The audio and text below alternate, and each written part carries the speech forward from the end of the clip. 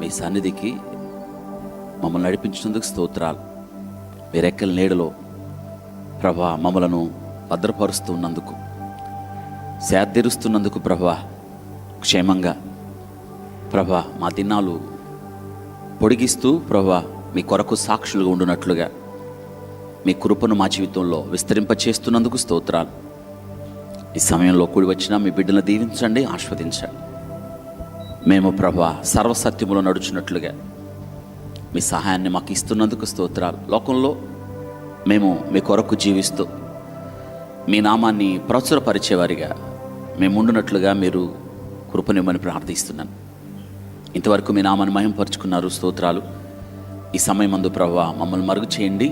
మీ జీవం కలిగిన మాటలు మీరు మాతో మాట్లాడి అత్యున్నతంగా మీ నామాన్ని హెచ్చించుకొనమని, ప్రతి ఒక్కరికి ప్రభా అర్థమగు రీతిగా మీ శ్రేష్టమైన మాటలు ప్రభా మీరు అందించమని, రావాల్సిన బిడ్డలు త్వరగా మీ సన్నిధికి నడిపించమని యేసు నామములో అడిగి వేడుకుంటున్నాం తండ్రి, ఆమేన్. కూర్చుందాం.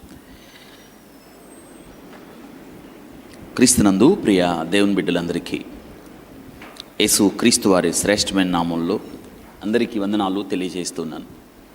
మరి ఇర్మియా గ్రంథాన్ని చదువుతున్నారా లేదా?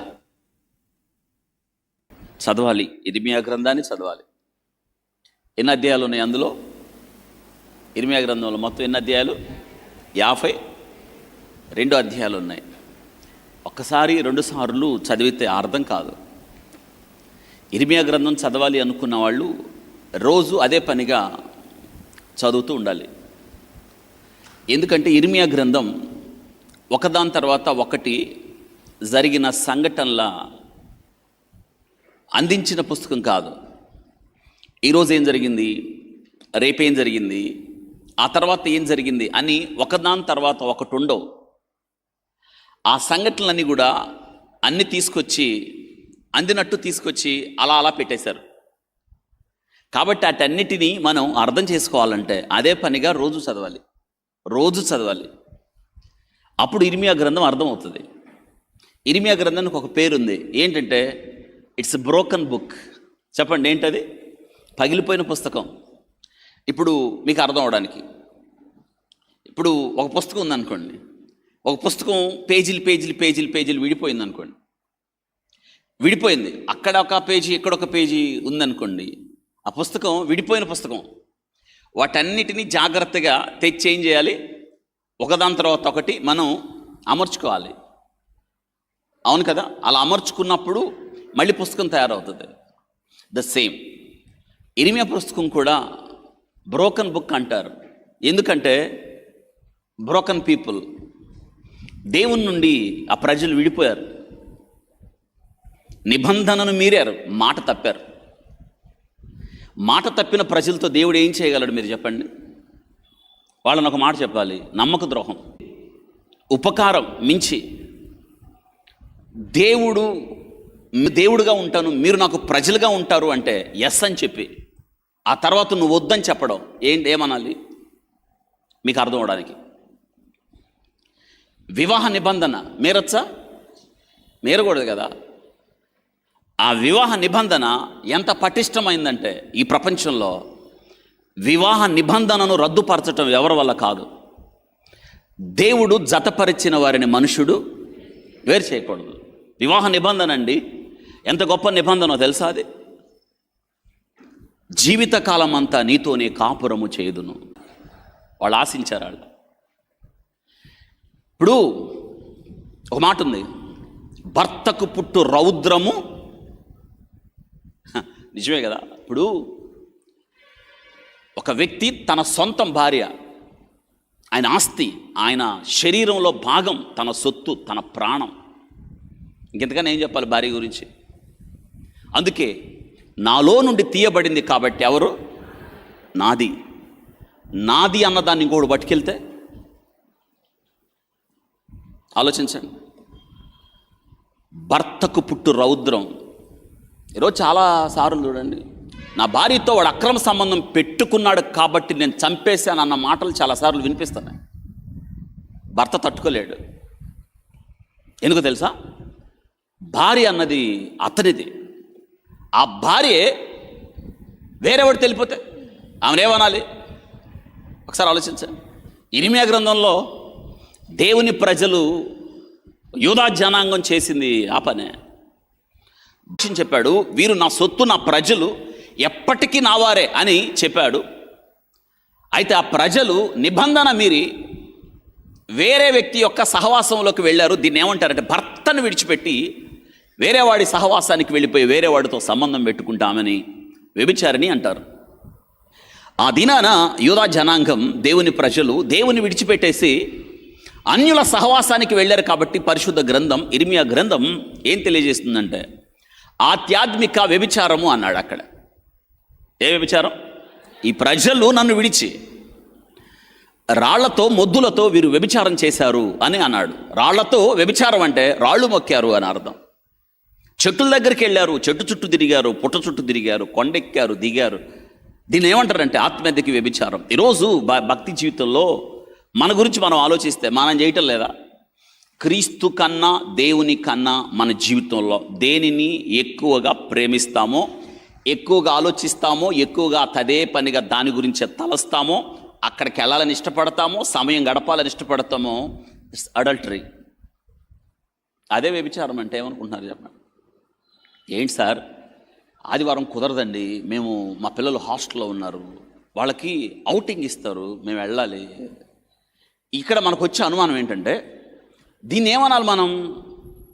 ఆధ్యాత్మిక వ్యభిచారం అనాలా? పిల్లలు కదా, పిల్లలే, నువ్వు కన్న పిల్లలే. దేవుడిస్తే పిల్లలు, ఇవ్వకపోతే కాదు. మొదట దేవుడు ఇక్కడ. నీ ఒక్కగానొక్క కుమారుడు, నువ్వు ప్రేమించు ఇస్సాకు, నేను నీకు చూపించు బికేమ్ ఐడల్. అబ్రహాము తన జీవితంలో అందుకే ఒక మాట అన్నాడు, నీవు ప్రేమించి ఇస్సాకుని, నీవు ప్రేమించి ఇస్సాకుని నేను నీకు చూపించబో పర్వతం మీద. నీ పనోళ్ళు 300 మంది 18 మంది పనోళ్ళు ఉన్నారే, ఆ పనోళ్ళు కాదు బలివ్వాలి, నీ చేతులతో నువ్వే. సేమ్ అదే రీతిగా ఒక్కోసారి మనం చెక్ లిస్ట్ పెట్టుకోవాలి. దేవుని కన్నా నా జీవితంలో నేను దేన్ని ఎక్కువ ప్రేమిస్తున్నానా, ఎక్కువగా ఇష్టపడుతున్నానా, కోరుకుంటున్నానా, ఆశిస్తున్నానా, ఆలోచిస్తున్నానా, సమయం గడపడానికి నేను ఎక్కువగా ప్రేరేపించబడుతున్నానా? వద్దు, దేవుడే నా జీవితంలో ఆయన మొదటివాడు అని మనల్ని మనం పరీక్షించుకోవాలి. అవుటింగ్ ఇస్తారండి, మా బిడ్డ దగ్గరికి వెళ్ళాం, అందుకే ఆదివారం రాలేదంటే ఇన్ అడల్టరీ, వ్యభిచారంలోకి వెళ్ళిపోతున్నావు. నీ బిడ్డ నీలో విగ్రహంగా మారి. మరి ఏం చేయాలి? వెళ్ళొద్దా? వెళ్ళాలి. మొదటి ఇన్ని పలకరించి వెళ్ళాలి. ఎవరిని కలుసుకొని వెళ్ళాలండి, అంతే. ధర్మశాస్త్రం అంతా కూడా ఆయన్ని ప్రేమించటంలోనే దేవుడు ఇమిడ్చాడు. ఎవరిని ప్రేమించటంలో? ఎట్ట ప్రేమించాలి? నిండు 300 ఎన్ని డిగ్రీలు? 360 డిగ్రీలు ఆయన్ని ఏం చేయాలి మనం? ప్రేమిస్తున్నారా? ప్రేమించారా? ప్రేమించబోతున్నారా? భవిష్యత్తులో ప్రేమిస్తారా? ఏం చేయబోతున్నారు చెప్పండి? ఈ ఇర్మియా గ్రంథంలో వాళ్ళు నిబంధన మీరారు, ఇక దేవునితో సంబంధం వద్దని తెంచేసుకున్నారు. వాళ్ళు తెంచుకున్నారు కానీ దేవుడు మాత్రం తెంచుకున్నాడా? పెద్ద చెప్పండి, దేవుడు తెంచుకున్నాడా? తెంచుకుంటే మనం ఇక్కడ ఉండేవాళ్ళం కాదు. ఆయన తెంచుకునే రకం కాదు, తెలిసి కట్టుకునే రకం ఆయన. అందుకే ఇర్మియాకు ఒక మాట చెప్పాడు, నిన్ను కట్టుటకు.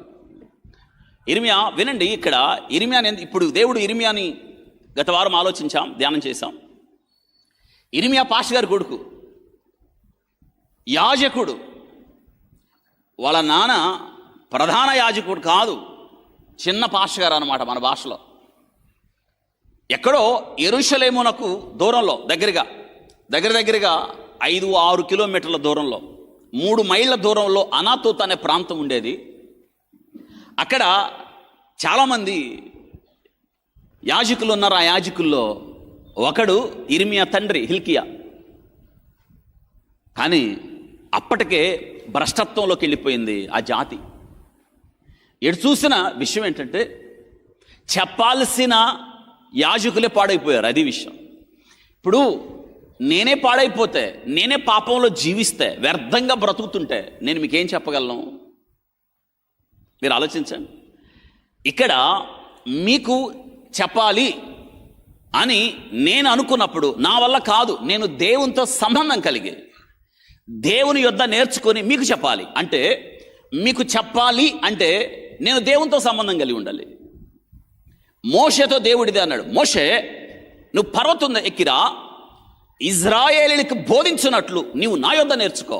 ఇది ఇశ్రాయేలీలకు బోధించినట్లు నువ్వు బోధించాలి. మొదట ఏం చేయాలి? నా యొద్ద. It's very important.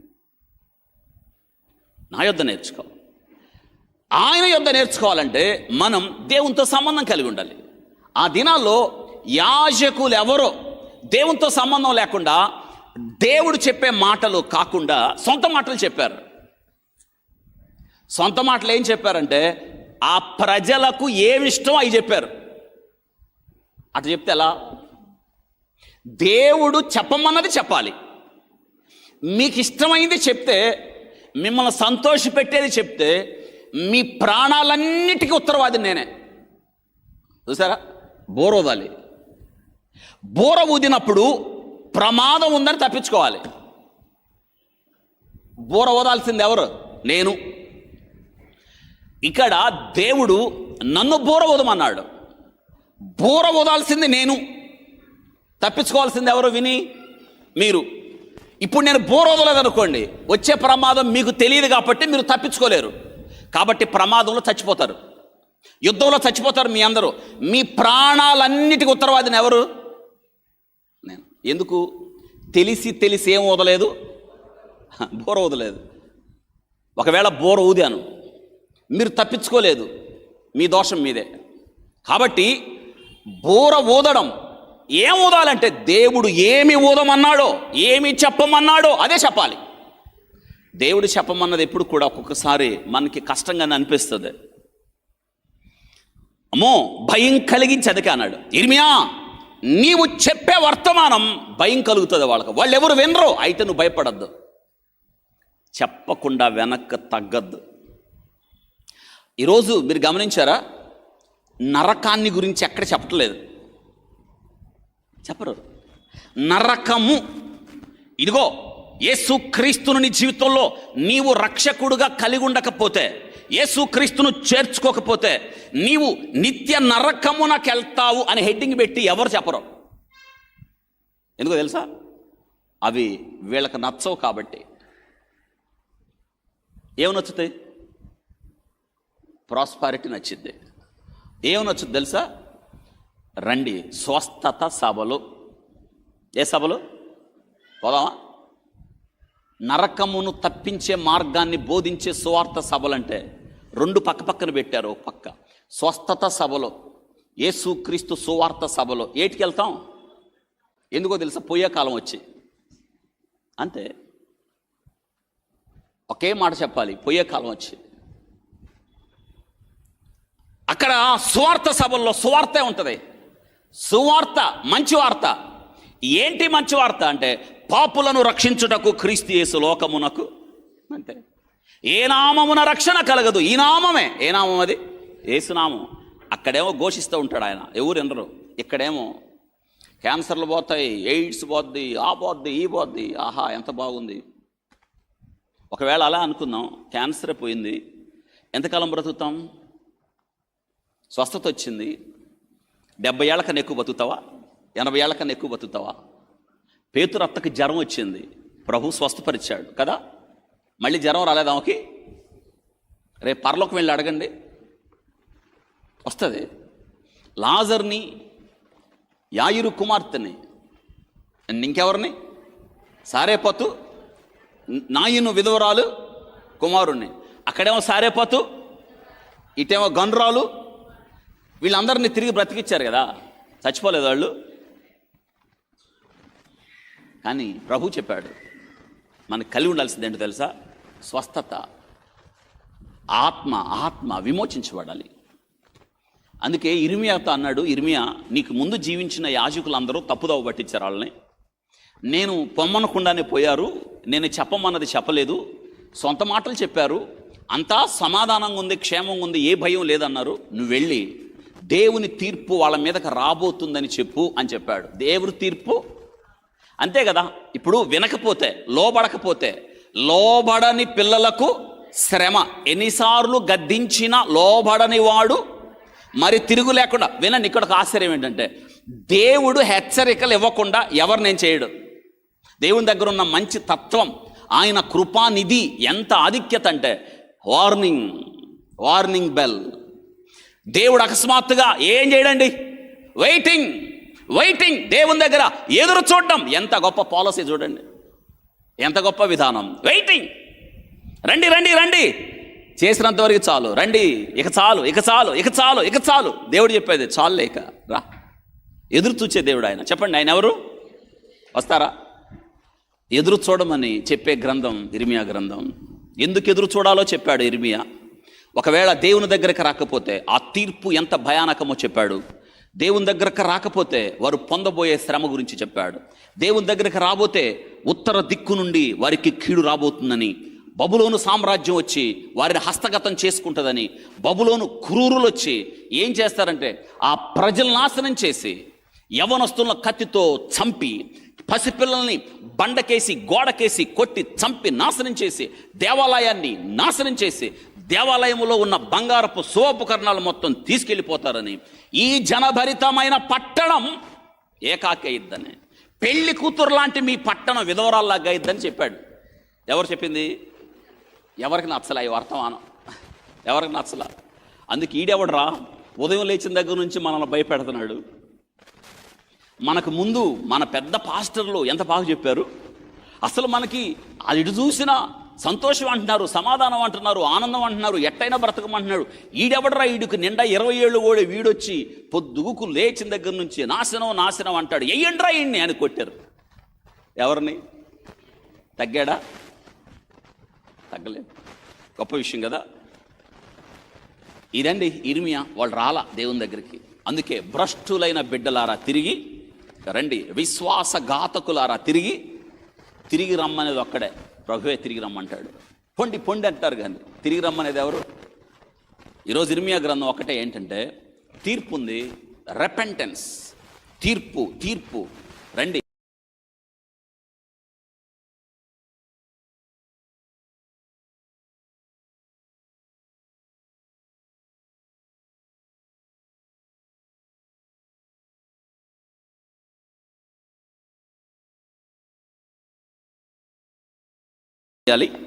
కొన్ని విషయాలు తక్కువ సమయంలో ఎక్కువ విషయాలు మీరు నేర్చుకోవడానికి ప్రయత్నం చేయండి. అది ఇర్మియా గ్రంథంలో దేవుడు ఇర్మియాను సిద్ధపరుస్తున్నాడు. ఇర్మియా కొన్ని అనుమానాలు తీర్చాడు. గత వారం అయ్యాన ధ్యానం చేశాం. ఇర్మియా ఏమన్నాడు? నేను బాలుణ్ణి, తర్వాత మాట్లాడడానికి అన్నాడు. ప్రభు ఏం చెప్పాడు? నేను బాలుడు అనవద్దు అని చెప్పాడు. చూసారా? నేను నిన్ను పంపువారి యొద్దకు నువ్వు వెళ్ళాలి ఇర్మియా, నీకు ఆజ్ఞాపించిన సంగతులన్నీ చెప్పవలెను అన్నాడు. వారికి భయపడకుము. చూసారా? ఎవరికి భయపడొద్దు? నువ్వెవరికైతే వర్తమానం చెప్తావో వారికి నీవు ఎందుకు, నిన్ను వాళ్ళు ఏం చేస్తారు? పెద్ద చెప్పండి, ఏం చేస్తారు? భయపెడతారు. కాబట్టి ఇర్మియా నిన్ను భయపెట్టినా భయపడద్దు. ఎందుకంటే చక్కగా రాయబడింది, నిన్ను విడిపించుటకు నేను నీకు తోడయుందును. ఎంత బాగుంది. నేను నీతో ఉన్నా, నువ్వు కానీ నీ వెనక నేనున్నా, నీ ప్రక్క నేనున్నా, నీ ముందు నేనున్నా, నువ్వు తగ్గద్దు చెప్పు. దేవుడు చూసారా, ఒక చిన్నోడిని ఎన్నుకున్నాడు. దీన్ని బట్టి మీకు ఒక విషయం అర్థమవుతుంది.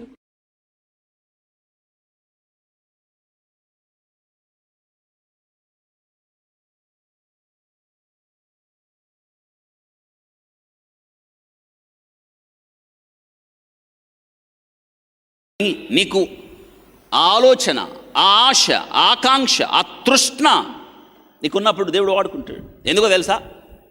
దేవుడు హృదయాన్ని చూస్తాడు కదా. ఇర్మియా ఎంత బాగా పిలుస్తున్నాడు చూడండి. వాళ్ళ నాన్న పిలిచినట్టు పిలుస్తున్నాడు ఆయన్ని, వాళ్ళ అమ్మ పిలిచినట్టు పిలుస్తున్నాడు దేవుడు. ఎంత బాగా పిలుస్తున్నాడు చూసారా? పేరు పెట్టి పిలిచే దేవుడు ఆయన. చూసారా? ఒక చిన్న ఊరిలో ఒక చిన్న మనిషిని, ఒక గొప్ప సామ్రాజ్యాన్ని, ఒక మాట అంటున్నాడు, జనములకు ప్రవక్తగా నిన్ను, ఎక్కడో చిన్న ఊరు, పెన్న పల్లెటూరు, దేవుడు వాడుకుంటాడండి. చిన్న వాళ్ళు కావాలి, పెద్దవాళ్ళు వద్దు దేవునికి. గొప్పోడికి అతిశయం ఉంటుంది. జ్ఞానవంతుడికి నేను జ్ఞానవంతుడిని అనుకుంటాడు. పాండిత్యం కలిగిన వాడు అలాగే అనుకుంటాడు. నేను పాండిత్యంగా దేవుడికి వద్దు. ఏ శరీరియు ఆయన ఎదుట అతిశయింపకుండా అట్లుగా. ఎంత బాగుంది. జ్ఞానవంతులను సిగ్గుపరచడానికి ఆయన, బలవంతులొద్దు, జ్ఞానవంతులొద్దు, ఎన్నికైనా వారొద్దు. ఎంత బాగా చెప్తున్నాడు. ఏ శరీరియు అందుకే మనిషి లేదు అన్నాడు. ఎట్లెట్లా? మనుషులు పిలిచినట్టు, మనుషులు కోరుకున్నట్టు, మనుషుల కళ్ళకు నచ్చినట్టు. మనుషుడు పై విషయాలను సూచిస్తే దేవుడు అంతరంగాన్ని చూస్తాడు. బిర్వియా, నేను నిన్ను చూసుకున్నా కదా, నేను నిన్ను చూసుకుంటా, బాగుంది కదా, నువ్వేం భయపడద్దు, నేను నిన్నెక్కడికి పంపిస్తానో నువ్వు మాట్లాడు, ఏం తగ్గద్దు. వాళ్ళకు నువ్వు భయపడద్దు ఇర్మియా, వాళ్ళు నిన్ను భయపెడతారు. నీకు తోడై ఉన్నాను అని ఒక మాట అన్నాడు. నిన్నెక్కడికి పంపిస్తే అక్కడికి వెళ్ళు, నేను నీకు చెప్పిందంతా చెప్పు అని చెప్పాడు. ఇక తగ్గలేదండి ఇర్మియా, తగ్గాడా? ఎక్కడ తగ్గల. మళ్ళీ ఇంకొక ట్విస్ట్, ఇర్మియా నువ్వు పెళ్లి చేసుకోవద్దు అన్నాడు. ఎవరి కోసం? ఎందుకో తెలుసా? నీ సంతతి ఒకవేళ నువ్వు పెళ్లి చేసుకుంటే నీకు బిడ్డలు పుడతారు కదా, ఆ సంతతి ఈ కీడు అనుభవించకుండా, ఈ దుర్గతి అనుభవించకుండా, ఇర్మియా నీవు ఒక సాదృశ్యంగా ఉండడానికి నో మ్యారేజ్, పెళ్ళి వద్దు ప్రభువా, పెళ్లి చేసుకోలేదు. చేసుకున్నాడా? That's 40 years struggle like anything. దేవుని కొరకు ఒక పోరాటం. ఇర్మియా ఒంటరి పోరాటం. చెప్పండి, ఇర్మియా ఏ పోరాటం? అసలు మనం లోకపరంగా చూస్తే ఇర్మియా మాటలు ఎవరు వినలేదు, ఇర్మియాను ఎవరు పట్టించుకోలేదు, ఇర్మియా వెంట ప్రజలు గుంపులు కూడా రాలేదు. ఇర్మియాకు లభించింది అవమానం, నిందలు, తిరస్కారాలు. ఇర్మియాకు లభించింది ఒంటరితనం. ఇర్మియా బారూకు చేత చెప్పి రాయించిన గ్రంథం ముక్కలు చేయబడింది. ఇర్మియాకు లభించింది బురద గుంటలో పడేయడం. ఇర్మియాకు లభించింది అందరి ముందు ఆ యవనస్తుణ్ణి హనని అనేవాడు చంపకేసి కొట్టడం. ఇర్మియాను చంపేయడానికి సొంత ఊరు అనాతోతు వారు రావడం. ఇర్మియాకు లభించింది ఇంతకు మించి ఏముంది? కానీ ఇది మానవ దృష్టిలో ఇర్మియాకు లోకంలో ఏం లభించలేదు, కానీ దేవుని దృష్టిలో గ్రేట్ సక్సెస్ఫుల్ ప్రాఫిట్. ఇర్మియా గొప్ప ప్రవక్త అండి, గొప్ప ప్రవక్త. ఇక్కడ ఇర్మియాను దేవుడు ఎన్నుకున్నాడు, చిన్న ఊరిలో నుంచి పిలుచుకున్నాడు. దేవుడు కావాల్సింది అదే. మనం ఎప్పుడు ఒక విషయాన్ని గుర్తుపెట్టుకోవాలి, చిన్న వాటిని కోరుకున్న పెద్ద దేవుడు. చెప్పండి మాట. అవును, పెద్ద దేవుడు ఆయన. చిన్నవారిని నేల మట్టుకు కదా, చిన్నోడు పొట్టోడు జక్కయ్యని ఆ పక్కన నిలబడ్డాడు, ఆకాశము కన్నా చెప్పండి హెచ్చైన వాడు. చూసారా, మానవుడు తనతో నడవాలని కోరుకున్నాడు.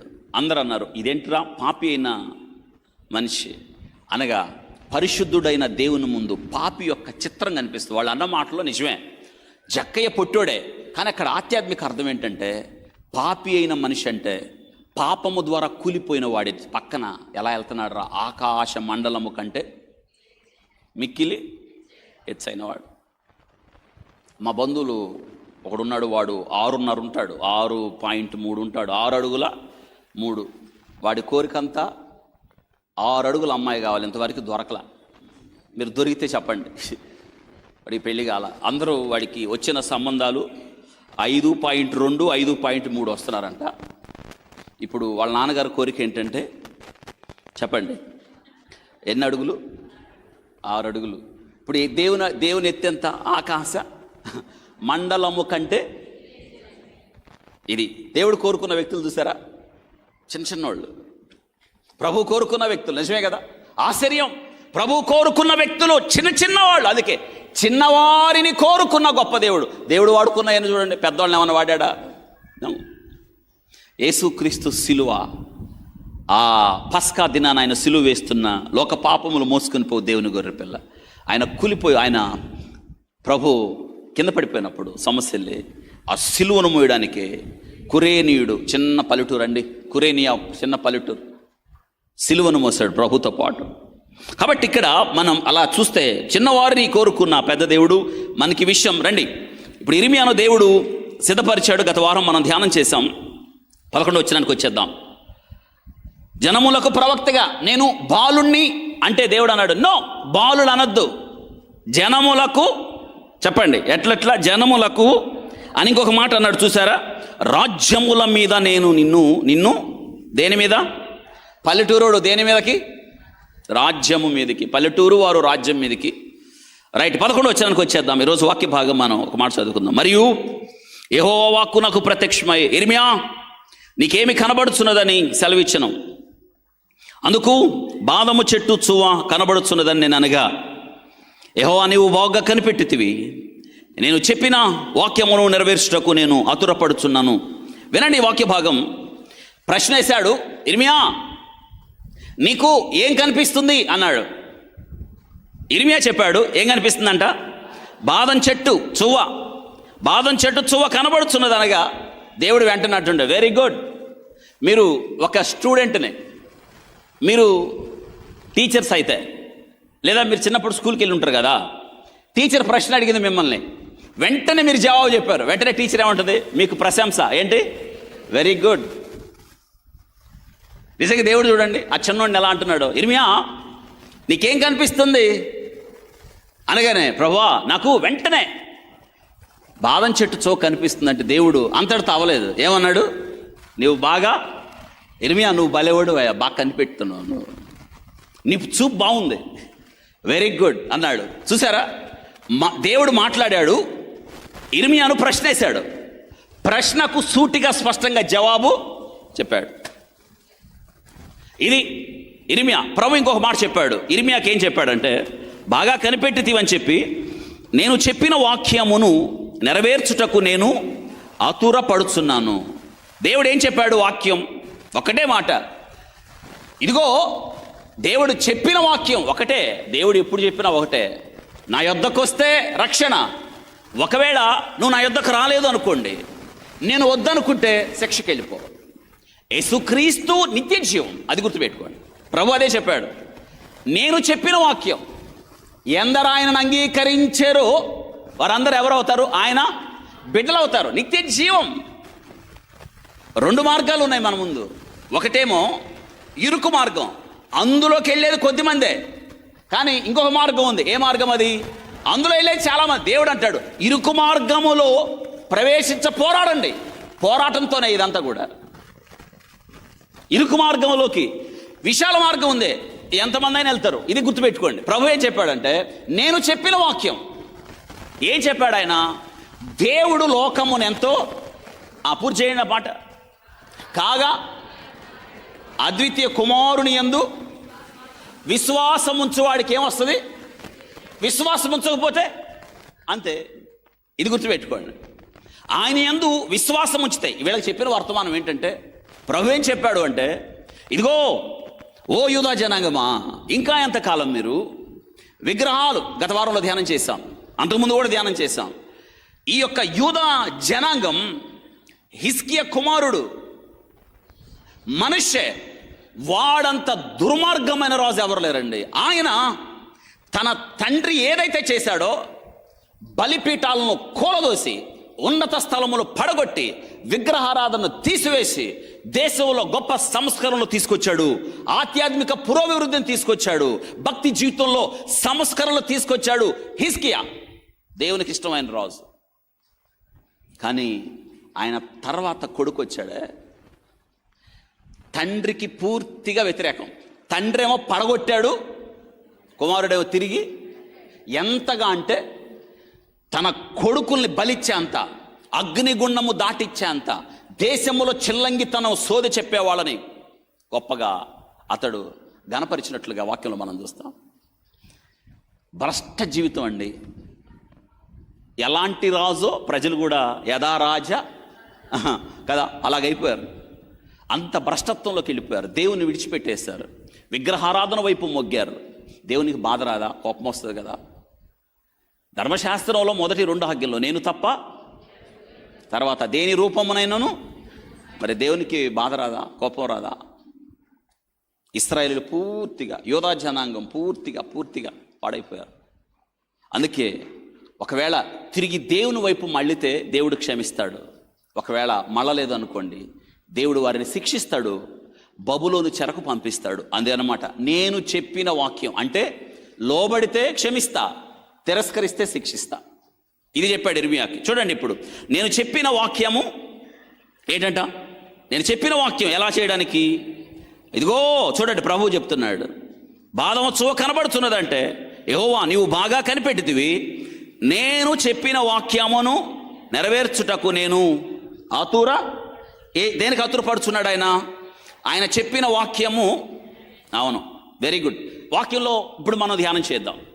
ఇర్మియా, నీకు ఏం కనిపిస్తుంది అన్నాడు. బాదం చెట్టు కనిపిస్తుంది, సో కనిపిస్తుంది ప్రభువా అన్నాడు. దేవుడు అన్నాడు, బాగా కనిపెట్టావు అన్నాడు. చూడండి, ఆశ్చర్యం ఏంటో తెలుసా? ఇర్మియా చిన్నోడు కదా. ఇర్మియాకి ఆశ్చర్యం. ఈ వాక్యం చదువుతున్నప్పుడు నిజంగా దేవుని యొక్క ప్రేమ, దేవుని యొక్క అపారమైన కృప, దేవుని యొక్క జ్ఞానం, ఎవరితో ఎలా మాట్లాడాలో దేవునికి బాగా తెలుసు. ఎవరికి ఏం చూపించి మాట్లాడాలో. దేవుడు ఎంత జ్ఞానవంతుడండి.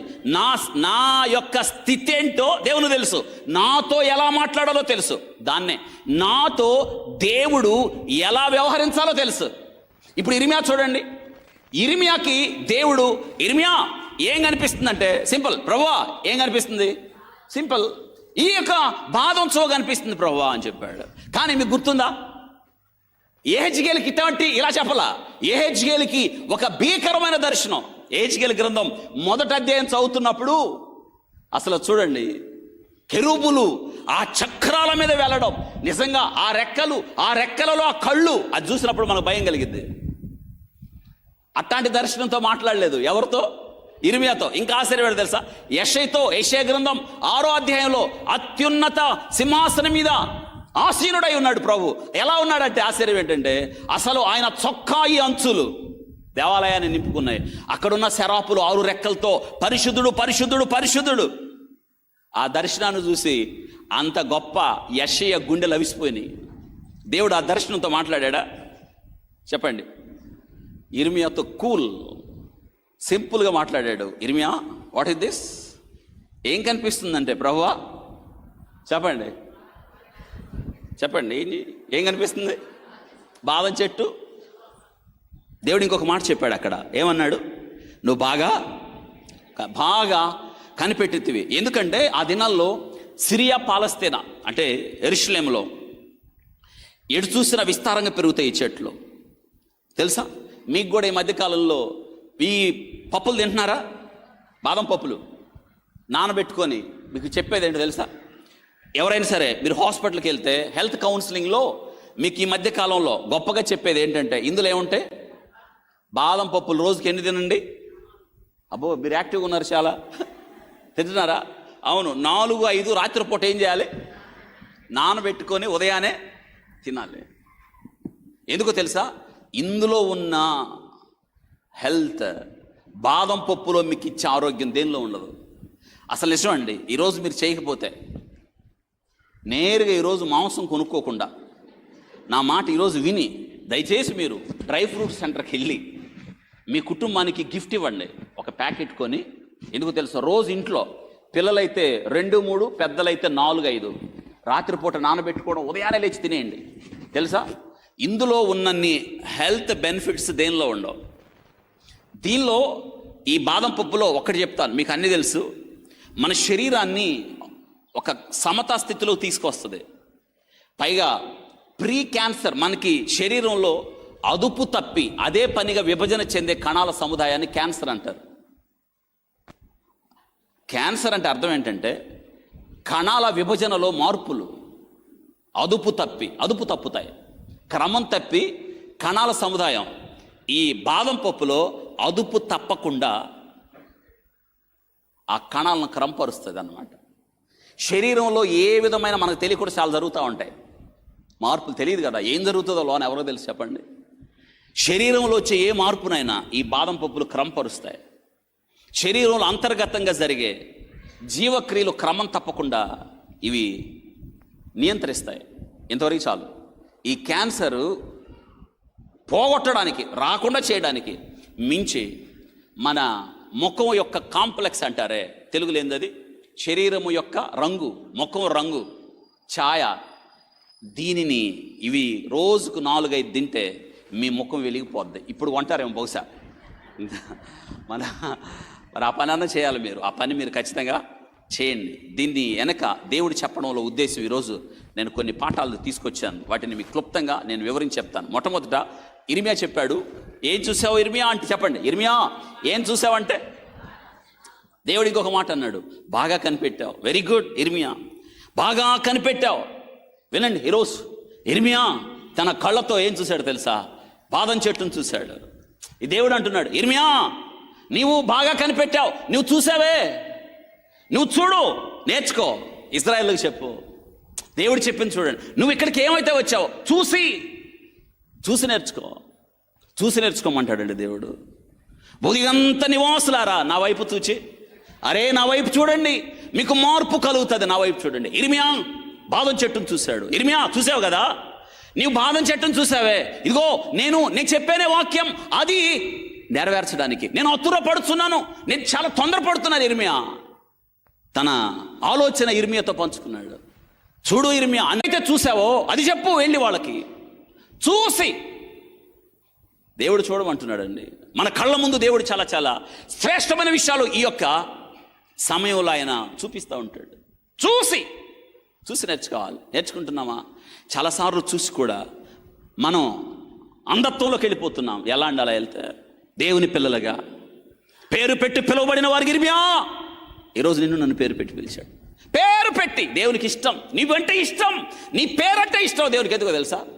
ఇర్మియా అంటే చాలా ఇష్టం. ఇర్మియా అంటున్నాడు, ప్రభువా నీ పేరు నాకు పెట్టారు కదా మా అమ్మ మా నాన్న అని అంటాడు. నీ పేరు పెట్టుకున్నా నేను, దేవుని పేరు పెట్టుకున్నా మనం.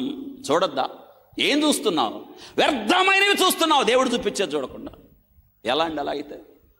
అన్నీ చూస్తావు కానీ ఇక్కడికి వచ్చి చూడవు. వ్యర్థమైనవి చూసినావా?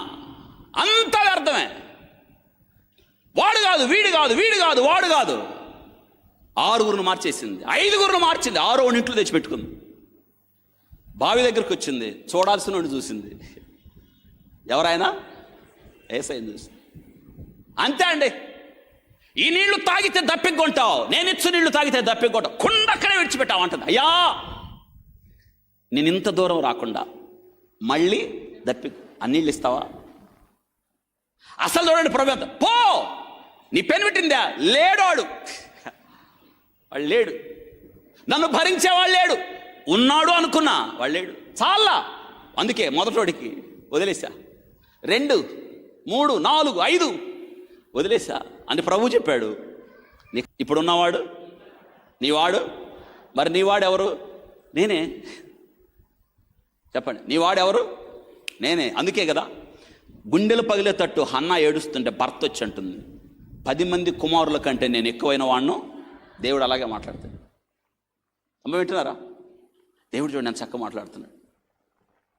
కుండను అక్కడే విడిచిపెట్టి ఆమె జీవితాన్ని దేవుడు బట్టబయలు చేసినప్పుడు ఆ కుండను అక్కడ విడిచిపెట్టి ఆ ఊర్లోకి వెళ్ళి ఒక మాట చెప్పింది, నేను చేసినవన్నీ నేను, రండి మీరు వచ్చి, పెద్దగా మీరు వచ్చి.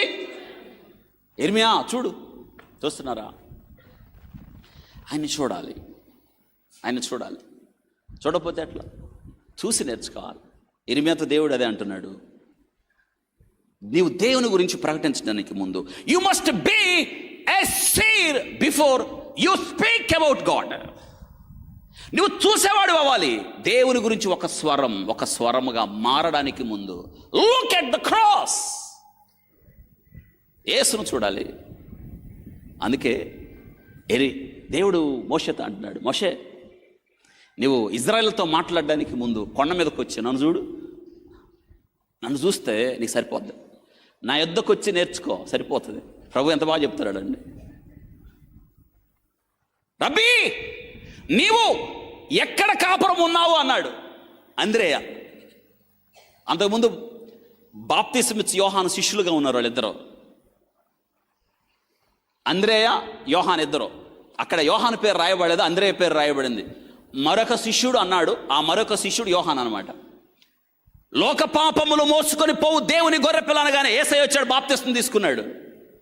ఇగో లోక పాపములు మోసుకొని పోవు దేవుని గొర్రె పిల్ల అంటే అంతే. వీళ్ళిద్దరైనా ఎంటబడ్డారు. ఎవరంట అంటే వీళ్ళకి యేసయ్య కావాలి. అప్పటి వరకు బాప్తిస్మం ఇచ్చి యోహాను గురించి ఆయన అంటే పడ్డారు వీళ్ళు. ఇప్పుడు యేసును చూపించగానే బాప్తిస్మం ఇచ్చి యోహాను వదిలిపెట్టేసి ఎవరంట పడ్డారు?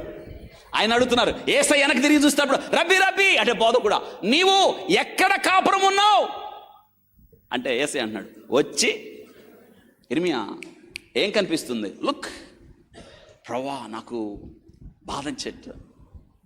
ఆ బాదం చెట్టు ఆయనేనండి యేసయ్య. ఇందులో ఉన్న క్యారెక్టరిస్టిక్ అన్ని యేసయ్యలో కనిపిస్తాయి మనకి. వచ్చి చూడు. చూస్తున్నారా? ఏం చూడడానికి వచ్చారు ఇక్కడికి? ఏమి నేర్చుకోవడానికి వచ్చారు ఇక్కడికి కదా? ఇక్కడ యేసును ప్రదర్శించాలి. పౌలు గారు అదే అంటున్నాడు, యేసుని మీ ముందు నేను ప్రదర్శించలేదా? ఎవరిని ప్రదర్శించాడు? అందరూ చెప్పండి, ఎవరిని? సిలువ వేయబడినట్టు క్రీస్తును మీకు చూపించలేదా? ఎంత చక్కని మాట. క్రీస్తుని మీకు చూపించాను కదా. ఆయన చూసి నమ్ముకున్నారా? యేసును చూచి కూడా ఆ మనుషుల హృదయాలు కరగలేదు. అదే నాన్న పిలాతు కొరడాలతో కొట్టించాడు ప్రభుని కదా. క్రీస్తు అనబడిన యేసుని ఏం చేయాలంటే వాళ్ళ మనస్సులో కరగలేదు. ఆయన సిలువకు, అవును, ఈ almond tree is good for health. ఇది ఆరోగ్యప్రదాయని. చెప్పండి, ఏంటిది? ఎంతమంది ఇళ్లలో బాదం చెట్లు ఉన్నాయి? మా ఇంట్లో అయితే ఉంది. ఇయ్యే లాక్కొచ్చా కొమ్మలో. నేను సేఫ్ జోన్లో ఉన్నా. మీరు చెప్పండి, ఎంతమంది ఇళ్లలో ఉన్నాయి? అద్దె గృహాల్లో ఉండేవాళ్ళని మనం క్వశ్చన్ చేయలేం. కానీ సొంత ఇళ్ళు పెట్టుకొని పెద్ద స్థలాల నిండా దుమ్ము దుళుతూ నిండబోయే బదులు మీకు రెండో పని, ఈరోజు మీ అందరికీ ఎన్వి కట్టు. ఈరోజు మాంసం తింటాం ఉందా లేదా? ఏడుందని బయటకు పోయి తెచ్చుకున్నారనుకోండి, కుదరదు. అట్లా మీరు నేరుగా ఏం కొనాలి? ఒక పని. రెండోది, మీరు చెట్లు కొనండి. మీరు ఈపురపాలెం దాటితే వెదులుపల్లి దగ్గర రవి గార్డెన్స్ ఉంది. మొన్నే ఆ ఆంటీ చెప్పారు, అయ్యా చాలా పెద్ద గార్డెన్స్, నీవు టీవీలో అప్పుడప్పుడు వాకింగ్ చెబుతావు కదా, మన రవి గార్డెన్స్ గురించి చెప్పు అని ఈ క్లిప్ ఆమెకు పంపించాలి. ఇప్పుడు తక్కువ మొక్కలు వస్తాయి. మొన్నే నేను మాట్లాడే ఆమెతో, హాస్పిటల్లో మొక్కలు వేస్తానయ్యా నేను. వెరీ గుడ్ లేడీ ఆమె. అక్కడ చెట్లు ఉన్నాయి, సో బ్యూటిఫుల్. అక్కడ మంచి మంచి చెట్లు ఉన్నాయి. వెదులుపల్లి దాటిన తర్వాత మీరు ఏ గార్డెన్స్కి వెళ్ళాలి? వీళ్ళు నా పేరు చెప్పండి కొంచెం. మేము మా చర్చిలో డాక్టర్ గారు చెప్పారు, మా పాస్టర్ గారు చెప్పారు, ఈ ఖచ్చితంగా మీ ఇంట్లో ఈ చెట్టు వేయండి, it's very good for health. ఇది తెలుసా? యేసు క్రీస్తు ప్రభు వారు అన్నిటికీ, మన ఆరోగ్యానికి, మనకు ఆయన బాదం చెట్టు. ఆయన చాలిన దేవుడు. చెప్పండి, ఎవరైనా చాలిన దేవుడు ఆయన. ఇంకేం కావాలి? యేసయ్య అనుకుంటే ఇంకేం కావాలి చెప్పండి? బాదం చెట్టులో ఉన్న qualities, this the character study. ఇందులో ఉన్న ప్రతి అంశం యేసు క్రీస్తుని చూపిస్తుంది. చెప్పండి, ఎవరిని? యేసు క్రీస్తు. చాలినవాడు ఆయన. ఇర్మియా, నీకేం కనిపిస్తుంది? ప్రభా, బాదం చెట్టు కనిపిస్తుంది కదా. నీకు కనిపిస్తుంది కానీ వాళ్ళకి కనిపించట్లేదు అంటున్నాడు దేవుడు. ఇర్మియా, నువ్వన్నా చూసావు, కానీ బాదము చెట్టుగా ఉన్న నన్ను ఆ ప్రజలు తెలుసుకోవట్లేదయ్యా. ఆ ప్రజలు చూచి చూడనట్టుగా ఉన్నారు. ఈ బాదం చెట్టుగా వారి ముందు ప్రదర్శితమవుతున్న నన్ను కూడా వాళ్ళు పక్కన పెట్టేశారు. చూసి కూడా చూడనట్టున్నారు. నువ్వు బాగా చూసావు, అందుకే నువ్వు బాగా కనిపెట్టితివి, బాగా చూసావు అంటే ఆ మిగతా ప్రజలు చూసారా చూడలేదనే? గుడ్, చూడలేదని చెప్పండి. చూసారా చూడలేదా? చూడలేదు. అందుకే మనం నేర్చుకోవాలి. దేవుడు ఇర్మియాని పంపడానికి ముందుగా, ప్రజల యొద్దకు తన తీర్పులు ప్రకటించడానికి ముందుగా ఇర్మియాను పంపడానికి ఇర్మియాతో మాట్లాడుతున్నాడు. ఏమని మాట్లాడుతున్నాడంటే, నీకు ఏమి కనిపిస్తుంది? ఇర్మియాకి గొప్ప గొప్ప విషయం చూపించలేదు, అర్థం కాని విషయం చూపించలా, ఆయన ఊహకు అందని విషయాలు చెప్పలేదు. ఆయన కళ్ళకి ఏదైతే కనిపిస్తుందో, ఏదైతే అర్థమవుతుందో దాన్నే చూపించాడు. దేవుడు మనతో కూడా అలాగే చెప్తాడు. దేవుని సన్నిధికి వచ్చినప్పుడు దేవుడు మనకు అర్థం కాని ఏం చెప్పడండి. ఇక్కడ నాకు అర్థం కావట్లేదంటే నువ్వు సరిగ్గా వింటలేదని అర్థం. నాకు అర్థం కావట్లేదంటే నువ్వు సరిగ్గా చూడలేదని అర్థం. అవును, దేవుడు నీ ముందు కూడా చిన్న చిన్న విషయాలు, ఇర్మియాకు చిన్న చిన్న విషయాలు ఎలా చూపించాడో, దేవుడు మన జీవితంలో కూడా ఆయన చిన్న చిన్న విషయాలు చూపిస్తాడు. ఎలాగో తెలుసా? చిన్న చిన్న విషయాలు చూపించి, దీన్ని నమ్ము, ఇదిగో ఈ వాక్యానుసారంగా నీ జీవితాన్ని సరిచేసుకో, ఈ వాక్యం నీకు అవసరం, ఈ వాక్యము ద్వారా నువ్వు సరిచేసుకో, ఈ వాక్యం నిన్ను ఖండిస్తున్నప్పుడు సరేవు, అతిక్రమం దాచిపెట్టవద్దు, ఇదిగో ఇదే మార్గం. చిన్న చిన్నవి. ఆల్మండ్ ట్రీ, ఈ యొక్క బాదం చెట్టుని ఇర్మియాకు దేవుడు ఎలా చూపించాడో మనం ముందు కూడా దేవుడు కొన్ని విషయాలు, దట్స్ ద సింపుల్ ట్రూత్స్, చిన్న చిన్న విషయాలు మీకు అర్థం అవడానికి చెప్తాను. ఒక చిన్న విషయం, దేవుడు అర్ధరాత్రి వచ్చాడు సన్హెద్రియ సభలో. ఆయన పండితుడు, ధర్మశాస్త్ర పండితుడు, పరిసయ్యుడు, యూదుల అధికారి నికోదేము వచ్చాడు. అర్ధరాత్రి ప్రభుదేవ దగ్గరకు వచ్చి అంటున్నాడు, బోధకుడా, నువ్వు పరలోకం నుండి వచ్చావు, దేవుడు నీకు తోడై ఉంటే తప్ప నువ్వు ఈ పనులు చేయలేవంటే దేవుడు అన్నాడు, నికోదేము నువ్వు తిరిగి, దట్ ఈస్ సింపుల్ ట్రూత్. నికోదేము నువ్వు తిరిగి జన్మించాలి అంటే నికోదేము అంటున్నాడు, ప్రభువా తిరిగి జన్మించాలంటే నేను వృద్ధుణ్ణి కదా, మళ్ళీ మా తల్లి గర్భంలోకి వెళ్ళి నేను మళ్ళీ ఎలాగా? ప్రభు అంటున్నాడు, యూదుల అధికారు అయ్యుండి, ధర్మశాస్త్ర పండితుడు అయ్యుండి ఇది నీకు తెలియదా? అంటే ఆయన కళ్ళ ముందు చిన్న విషయాన్ని నుంచి నికోదేముకు అర్థమైందా? ఈరోజు సింపుల్ ట్రూస్, దేవుడు మన ముందు ఏయో మర్మాలో అర్థం కానియో చెప్పడండి. ఈరోజు నువ్వు మారాలి అంటే మారాలి, నీ జీవితాన్ని మార్చుకోవాలంటే మార్చుకోవాలి. నీ అతిక్రమంలో దాచిపెట్టవద్దంటే, అవును ప్రభువా నేను బాగా కనిపెట్టాను, ఈరోజు నా జీవితం మారాలి, నా బ్రతుకు మారాలి, ఎలా మారాలో నేను కనిపెట్టేది నేను మారతాను ప్రభువా. దేవుడు నీకు ఏదైతే చూపించాడో ఆ విషయంలో మన జీవితాన్ని మనం మార్చుకోవాల్సిన వారమై ఉన్నాం. గుడ్. తర్వాత బాదము చెట్టు, మీ నోట్స్లో రాసుకోండి. బాదము చెట్టు, దిస్ అవేకనింగ్, బాదం చెట్టు. ఈ బాదం చెట్టుకి వినండి, ఈ బాదం చెట్టు హిబ్రూ భాషలో ఏమంటారంటే బాదం చెట్టుని అవేకనింగ్. దీనిలో తెలుగులో బాదం చెట్టు, హిబ్రూ భాషలో బాదము చెట్టుకున్న పేరేంటంటే కనిపెట్టుట లేదా జాగరూకత. రాయండి అన్నమాట. బాదము చెట్టుకు హిబ్రూ భాషలో అర్థం ఏంటంటే, చెప్పండి ఏంటది? కనిపెట్టుట లేదా మేల్కొల్పుట. ఆ పదం రాసుకోండి, మేల్కొల్పుట. మేల్కొల్పు ఏంటి అర్థం? మేల్కొల్పు, కనిపెట్టుట లేదా జాగరూకత, 3 అర్థాలు రాసుకోండి. హిబ్రూ భాషలో ఏమంటారు దీన్ని? ఈ చెట్టు పేరేంటి? ఆల్మండ్ ట్రీ, బాదం చెట్టు. తెలుగులో దీని అసలైన అర్థం ఏంటంటే మేల్కొలుపు చెట్టు. చెప్పండి ఏం చెట్టు? ఇంకోసారి పెద్దగా. వెరీ గుడ్, మేల్కొలుపు చెట్టు. మేల్కొలుపు జంతువు ఏంటి? కోడి. మర్చిపోయారు. కోడి శబ్దం. ఎంతమంది ఇళ్లలో కోళ్ళు ఉన్నాయి? ఉన్నాయా? ఎందుకు ఉండేస్తారు అట్లే? ఇదివరకు కోళ్ళు ఎన్ని ఉండే? ఉదయాన్నే కోళ్ళు, ఆ కోడి శబ్దం అరుస్తూ ఉంటే మీకేం గుర్తొచ్చింది? వదలమాకండ గంప కింద కొయ్యాలి అన్నారా? అరే అరవనివ్వండి ఆ కోడి, మేల్కొల్పు. ఆ కోడి అరుస్తుంటే ఉదయాన్నే లేవాలని, ఆ కోడి అరుస్తుంటే మనకి మేల్కొల్పు, ఆధ్యాత్మిక మేల్కొల్పు వస్తుంది. కానీ కోళ్ళు లేవు కదా, కోళ్ళు లేవు. కోడి అరుపు కూడా, కోడికి ఒక పేరు ఉంది. ఏంటి? మేల్కొల్పు పక్షి, మేల్కొల్పు జంతువు. ఏంటండి అది? చెప్పండి ఏంటది? ఈ చెట్టు మేల్కొల్పు. ఆల్మండ్ ట్రీ అంటే అర్థం ఏంటంటే హిబ్రూ భాషలో నిన్ను మేల్కొల్పే చెట్టు. చెప్పండి, నిన్ను. ఇంకోసారి పెద్దగా.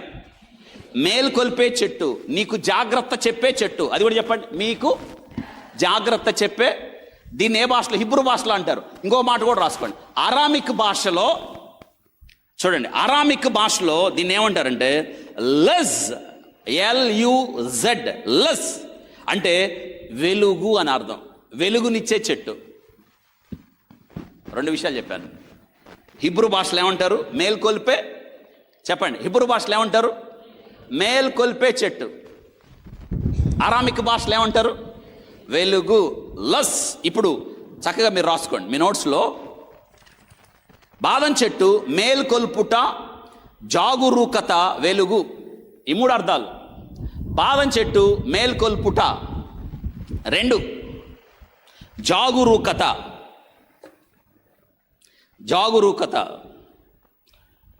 3 వెలుగు. రాశారా? ఆ 3 అవసరం.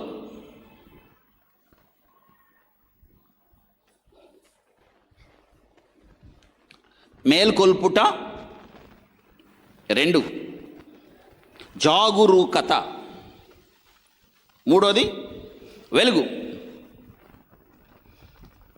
వినండి, కొన్ని చెట్లు కొన్ని కాలాల్లో పుష్పిస్తాయి కదా.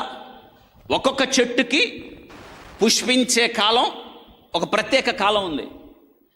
ఏ ఋతువులో ఏ చెట్టు పుష్పించాలో దేవుడు నిర్ణయించాడు. ఎందుకు దీనికి మేల్కొల్పు చెట్టు అంటే, పాలస్తీనా దేశంలో అన్ని చెట్లు కన్నా ముందు పుష్పించేది ఇదే. ఆ మాట రాయాలి మీరు. పాలస్తీనాలో అన్ని చెట్లు కన్నా ముందు పుష్పించేది బాదం చెట్టు. పాలస్తీనా చెట్లన్నిటికంటే ముందే, బ్రాకెట్లో జాన్వరి, బాదం చెట్టు పుష్పిస్తుంది అన్నిటికంటే ముందు. Almond tree was the first tree to awake from the sleep of winter blossom.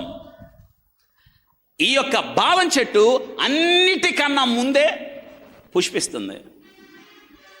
ఆ మాట అందుకే దీన్ని ఏమంటారంటే, మిగతా చెట్లన్నీ నిద్రలో ఉన్నాయి, మిగతా చెట్లన్నీ శీతాకాలం నిద్రలో ఉన్నాయి, ఈ యొక్క బాదం చెట్టు అన్నిటికంటే ముందు నిద్రలేచింది. అందుకే దీన్ని ఏమంటారంటే, నేను నిద్ర లేచాను, మీరు కూడా ఏమి లేవండి. అవేకనింగ్, మీకు నిద్ర మేల్కొలిపే చెట్టు ఇది. మిగతావన్నీ శీతాకాలం నిద్రలోనే ఉన్నాయి, కానీ ఈ బాదం చెట్టు ముందు మేల్కొంది కదా. మేల్కొలుపు చెట్టు. కోడి కూసింది ఉదయానే, ఏంటి దాని అర్థం? నేను నిద్ర లేచాను, మీరు కూడా లేవండి. మేల్కొల్పు అండి కదా. కాబట్టి చూడండి, ఈ చెట్టు మేల్కొల్పు చెట్టు. అన్ని చెట్లు కన్నా ముందు పుష్పించేది ఏంటి చెప్పండి, మర్చిపోకూడదు ఇక మీరు. బాదం చెట్టు అన్ని చెట్లు కన్నా ముందు పుష్పిస్తుంది. మిగతా చెట్లన్నీ కూడా ఇంకా పుష్పించలా, ఇంకా శీతాకాలం ఉంది, అది నిద్రలో ఉన్నాయి, కానీ అన్నిటికన్నా ముందు ఈ చెట్టు పుష్పించింది.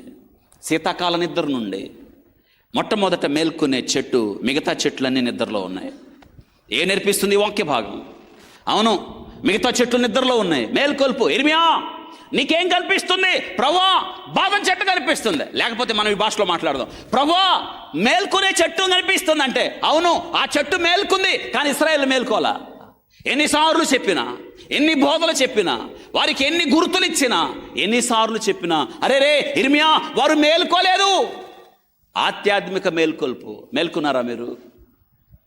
ఆ దినాన దేవుని మాటలు విని, దేవుని ధర్మశాస్త్రం ఇవ్వబడినప్పుడు, దేవుని ఆజ్ఞల ఉపదేశం వారికి ఇవ్వబడినప్పుడు, ఇశ్రాయేలీలు అనగా యూదా జాతి విని మేల్కోలా, ఇంకా నిద్రలోనే ఉన్నారు. నిద్రపోతున్నారా మీరు? దేవుడు అంటున్నాడు ఇక్కడ, ఈ చెట్టు, దేవుడు అంటున్నాడు, నేను చూశాను నా ప్రజల్ని నేను చూశాను. ఆయన కనిపెట్టే దేవుడు, ఆయన కనిపెట్టి చూస్తున్నాడు. బాదం చెట్టు అన్ని చెట్ల కన్నా ముందు పుష్పించింది. మిగతా చెట్లను ఇంకా కనీసం నిద్ర కూడా లేవలేదు.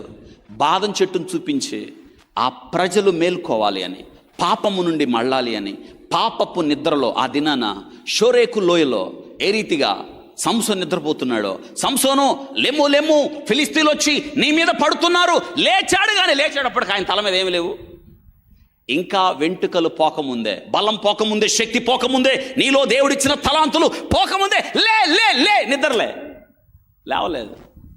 అందుకే ఈ చెట్టు గమనించండి, తిరుగుబాటు చేసిన ప్రజలు, లోబడని ఆ ప్రజల్లో, దేవునికి చెవి యొగ్గని ఆ ప్రజల్ని దేవుడు అంటున్నాడు, లేవండి, నిద్ర లేవండి, మేల్కోమంటున్నాడు. చెప్పండి, ఏమవ్వాలి వారు? మేల్కోవాలి. యేసుక్రీస్తు ప్రభు వారు గెత్సెమనే తోటలో చివరి సమయం, ఆయన చివరి ఘట్టంలో గెత్సెమనే తోటలో ఆయన చెమట రక్త బిందువు అయ్యే వరకు ఆయన ఏం చేశాడు? 3 శిష్యులు ఆయనతో పాటు వెళ్ళారు. ఎవరాళ్ళు? పేతురు, ప్రభు ప్రార్థన చేస్తుంటే వాళ్ళు ఏం చేశారు? ప్రభు వచ్చి అంటున్నాడు, నా కోసం ఒక గడి అయినను మీరు మేలుకోలేరా? మనం చాలాసార్లు ఆ వాక్యం విన్నప్పుడు, అరే వాళ్ళు ఎట్ నిద్రపోయారా, వాళ్ళు ప్రభు అంత బాధపడుతుంటే, ప్రభు అంత కష్టపడుతుంటే, అంత దుఃఖపడుతుంటే, ఆయన చెమట రక్త బిందువులుగా మారుతుంటే ఎందుకురా వాళ్ళు అంతగా నిద్రపోయారు? మరి మనం చేస్తున్నది ఏంటి? నిద్రపోవడలేదా? ఎంత బాధ్యత ఉంది? దేవుని కొరకు ఎంత పని చేయాలి? ఎంతమందిని ప్రభు దగ్గరికి తేవాలి? ఎంత వెలిగించాలి? నీలో ఉన్న తలాంతుల ద్వారా ఎంత వ్యాపారం చేయాలి? ప్రభు కార్యాభివృద్ధి నందు ఆసక్తి కలిగి ముందుకు వెళ్ళవలసిన మనం నిద్ర ఎట్లా వస్తుంది? నిద్ర భారం ఉన్నప్పుడు ఎలా వస్తుంది నిద్ర? గుండెల్లో మంటున్నప్పుడు ఎలా? ఆయన మనతో మాట్లాడినప్పుడు, మన హృదయములు మండుతున్నప్పుడు ఎట్లా వస్తుందండి? తెలుసా? మండాలి, మేల్కొల్పు. అవును కదా. ఈరోజు సంఘం నిద్రపోతుంది. సంఘంలో ఉన్న మనం నిద్రపోతున్నాం. అన్నీ ఎరిగి ఏమి తెలియనట్టు ఆ దినాన నిశ్చింతగా ఉందామని ఆ దినాన యూదా జనాంగం పాపంలో జీవిస్తూ, పాపంలో బ్రతుకుతూ, దేవునికి వ్యతిరేకంగా జీవిస్తూ వారి జీవితాలు నాశనానికి వెళుతున్నా ఏం పట్టనట్టు, మనకేం కాదు, సంతోషంగా ఉందాం, ఆనందంగా ఉందాం. మేల్కొలుపు, బాదం చెట్టు మేల్కొల్పే చెట్టు. ప్రభు చూస్తున్నాడు. దేవుడు చక్కని వాడు చెప్తున్నాడు, దేవోరా దేవోరా మేలుకొనుము. మాట్లాడండి. ఎక్కడుందో ఆ దేవోరా ఎవరో ఏంటో? మరి ఎక్కడుంది న్యాయాధిపతులు? మరి మాట్లాడరే. ఎక్కడుంది న్యాయాధిపతుల గ్రంథం 5వ అధ్యాయం చూడండి ఒకసారి. అక్కడ లెక్క పెట్టండి. దేవుడు ఎన్నిసార్లు అన్నాడు అవుతా మాట? దెబోరా దెబోరా అని పిలుస్తున్నాడు, పేరు పెట్టి చూడండి. 5వ అధ్యాయం 12వ వచనం. 5వ అధ్యాయం 12వ వచనం. దెబోరా మేలుకొనుము మేలుకొనుము. తర్వాత దెబోరా, తర్వాత మేలుకొనుము. ఎన్నిసార్లు? అది ఎందుకో తెలుసా? అడుగో, సిసేరా వస్తున్నాడు. ఎన్ని ఇనపరదాలు? 900 ఇనపరదాలతో వస్తున్నాడు. లేపు లేపు లేపు, ఇశ్రాయేలీలు తరపున న్యాయాధిపతిగా బారాకులు లేపు. లేల్కో మేల్కో మేల్కో అంటే, మేల్కో అంటే అర్థం ఏంటి? నిజంగా మనం మేల్కున్నామా? దేవుడు ఎంత బాగా చెప్తున్నాడండి. నిద్రించుచున్న నీవు ప్రభు వెలుగు. అవును, స్వామి వివేకానంద క్యాప్షన్ తెలుసా? మన భారతదేశానికి గర్వకారణం స్వామి వివేకానంద, గొప్ప సంస్కరణవాది. ఆయన ఒక మాట అన్నాడు, rise and shine O youth, ఓ నా యవనస్తులారా, యవన బిడ్డలారా, రైజ్ అండ్ లేచి లేచి ప్రకాశించండి. ఈరోజు ప్రకాశిస్తారా? బాదం చెట్టు కాలమును గుర్తు చేస్తుంది. రాయండి నా మాట. బాదం చెట్టు కాలాన్ని గుర్తు చేస్తుంది. ఏంటండి బాదం చెట్టు ఏం గుర్తు చేస్తుంది? అవును, బాదం చెట్టు అన్నిటికన్నా ముందు పుష్పించేదేంటి? అవును, బాదం చెట్టు వింటర్లో అనగా శీతాకాలంలో నిద్రలేచింది, మిగతా నిద్రపోతున్నాయి. ఇది పుష్పిస్తుంది అంటే అర్థం ఏంటంటే స్ప్రింగ్, ఎండాకాలం దగ్గరగా ఉంది. ఇది పుష్పిస్తుందంటే ఏ కాలం దగ్గరగా ఉంది? స్ప్రింగ్, ఎండాకాలం. ఎండాకాలం దగ్గరగా ఉంది, కాలాన్ని గుర్తు చేస్తుంది. రాయండి నా మాట. వేసవి కాలము సమీపంగా ఉన్నదని గుర్తు చేస్తుంది, కాలాన్ని గుర్తు చేస్తుంది. ప్రభు కూడా అంటున్నాడు, నా వాక్యమును నేను నెరవేర్చడానికి అతురపడుచున్నాను. దేవుడు మాట ఇచ్చాడు, ఆయన అతురపడుచున్నాడు. బాదం చెట్టు వింటున్నారా? బాదం చెట్టు కాలాన్ని గుర్తు చేస్తుంది. నేను వివరాల్లోకి వెళ్ళలేదు, క్లుప్తంగా కొన్ని మాటలు చెప్పి నేను ఈ వాక్యాన్ని ముగించడానికి ప్రయత్నం చేస్తాను. బాదం చెట్టు దేవుని విశ్వసనీయత, సింబలైజెస్ ఫెయిత్ఫుల్నెస్ ఆఫ్ గాడ్. బాదం చెట్టు దేవుని విశ్వసనీయత, దేవుని విశ్వసనీయత. బాదం చెట్టు తెలుసా? ఈ బాదం చెట్టు దేనికి గుర్తు? దేవుని యొక్క విశ్వాసం, విశ్వసనీయత. ఆయన నమ్మదైన వాడు. వింటున్నారా? ఈ బాదం చెట్టు పుష్పించేటప్పుడు తెలుసా, ఈ బాదం చెట్టు పుష్పించేటప్పుడు దానికి ముందు ఈ ఆకులన్నీ రాలిపోతాయి. ఆకులన్నీ రాలిపోయి మిగిలిపోయేది ఏంటంటే ఇదిగో ఈ కాండం ఒకటే మిగులుతుంది. ఇది ఎండిపోయినట్టుగా, జీవం లేనట్టుగా ఉంటుంది. ఎప్పుడైతే మంచు కురవడం ప్రారంభిస్తుందో, ఆ యొక్క గాలులు వేస్తాయో మళ్ళీ పుష్పిస్తుంది. ఎండిపోయిన ఈ యొక్క కాండం ఎండిపోయినట్టు కాదు, తిరిగి పుష్పిస్తుంది. అవును, అది నాన్న దేవుడు లేని దేవుని పక్కన పెట్టి, ధర్మశాస్త్రాన్ని పక్కన పెట్టి దేవుడు లేకపోయినా బ్రతికేయచ్చు అన్న ఆ దినాన యోధా జనాంగం ఎండిపోయిన కాండం లాంటి వారు. అయితే తిరిగి ఏ రీతిగా మంచు కురిసి దాని మీద గాలుడు వీచాయో అది తిరిగి పుష్పించిందో, తిరిగి దేవుని యొద్దకు రాగలిగితే పుష్పించిన ఈ చెట్టులాగా దేవుడు వారి జీవితాలు మార్చగలడు. విశ్వసనీయత. ఆయన పౌలు గారు అదే చెప్తున్నాడు, చూసారా? మనము నమ్మదగిన వారము కాకపోయినప్పటికీ ఆయన నమ్మదగిన వాడు. రాయండి, బాదం చెట్టు దేవుని విశ్వసనీయత. మనం నమ్మదగిన వారం కాదు, ఆయన ఎవరండి? నమ్మదగిన వాడు. ఇక బాదం చెట్టు రాసుకున్నారా? బాదము చెట్టు ప్రత్యక్ష గుడారంలో, ప్రత్యక్ష గుడారం దీపవృక్షములో బాదం చెట్టు. ఎక్కడ? ప్రత్యక్ష గుడారం గుర్తుందా? స్క్రీన్ మీద చూద్దాం, చూడండి. ప్రత్యక్ష గుడారం. అయ్యో, మొదటిగా మీరు చూడండి, ఇదిగో మీకు స్క్రీన్ మీద కనిపిస్తుంది చూడండి. ఇది ఏంటి? దీప స్తంభం. చూస్తున్నారు దీని వైపు? చూసి నేర్చుకోవాలి. చెప్పండి, చూసి నేర్చుకోవాలి. ఇది కష్టపడి యెరూషలేము నుంచి తీసుకొచ్చాం, మోసుకొని. పాఠాలు చాలా ఉన్నాయి. అవి ఇది ఈరోజు రాత్రి ప్యాకింగ్ ఇప్పాము. ఇది ఇంతవరకు తీలాదండి బయటికి. ఇదేంటి? ప్రత్యక్ష గుడారంలో దీపవృక్షం. చాలా పెద్ద పాఠాలు. ఈ దీపవృక్షం వినండి, కొన్ని మాటలు చెప్తాను. ఈ దీపవృక్షం ఉంది కదా, ఇది ఏకకాండం, ఒక్క దాంట్లో నుంచే. చూడండి, 1, 2, 3 ఇటు పక్క 3 ఉన్నాయి. ఏకకాండం అంటే ఇది. చెప్పండి, ఏకకాండం అంటే ఈ ఏకకాండానికి సాగదీసి ఇటు 3 ఇటు 3 ఉండాలి. దీన్ని దీపవృక్షం అంటారు. ప్రత్యక్ష గుడారం ఉందే, ప్రత్యక్ష గుడారంలో ఎన్ని భాగాలు ఉన్నాయి?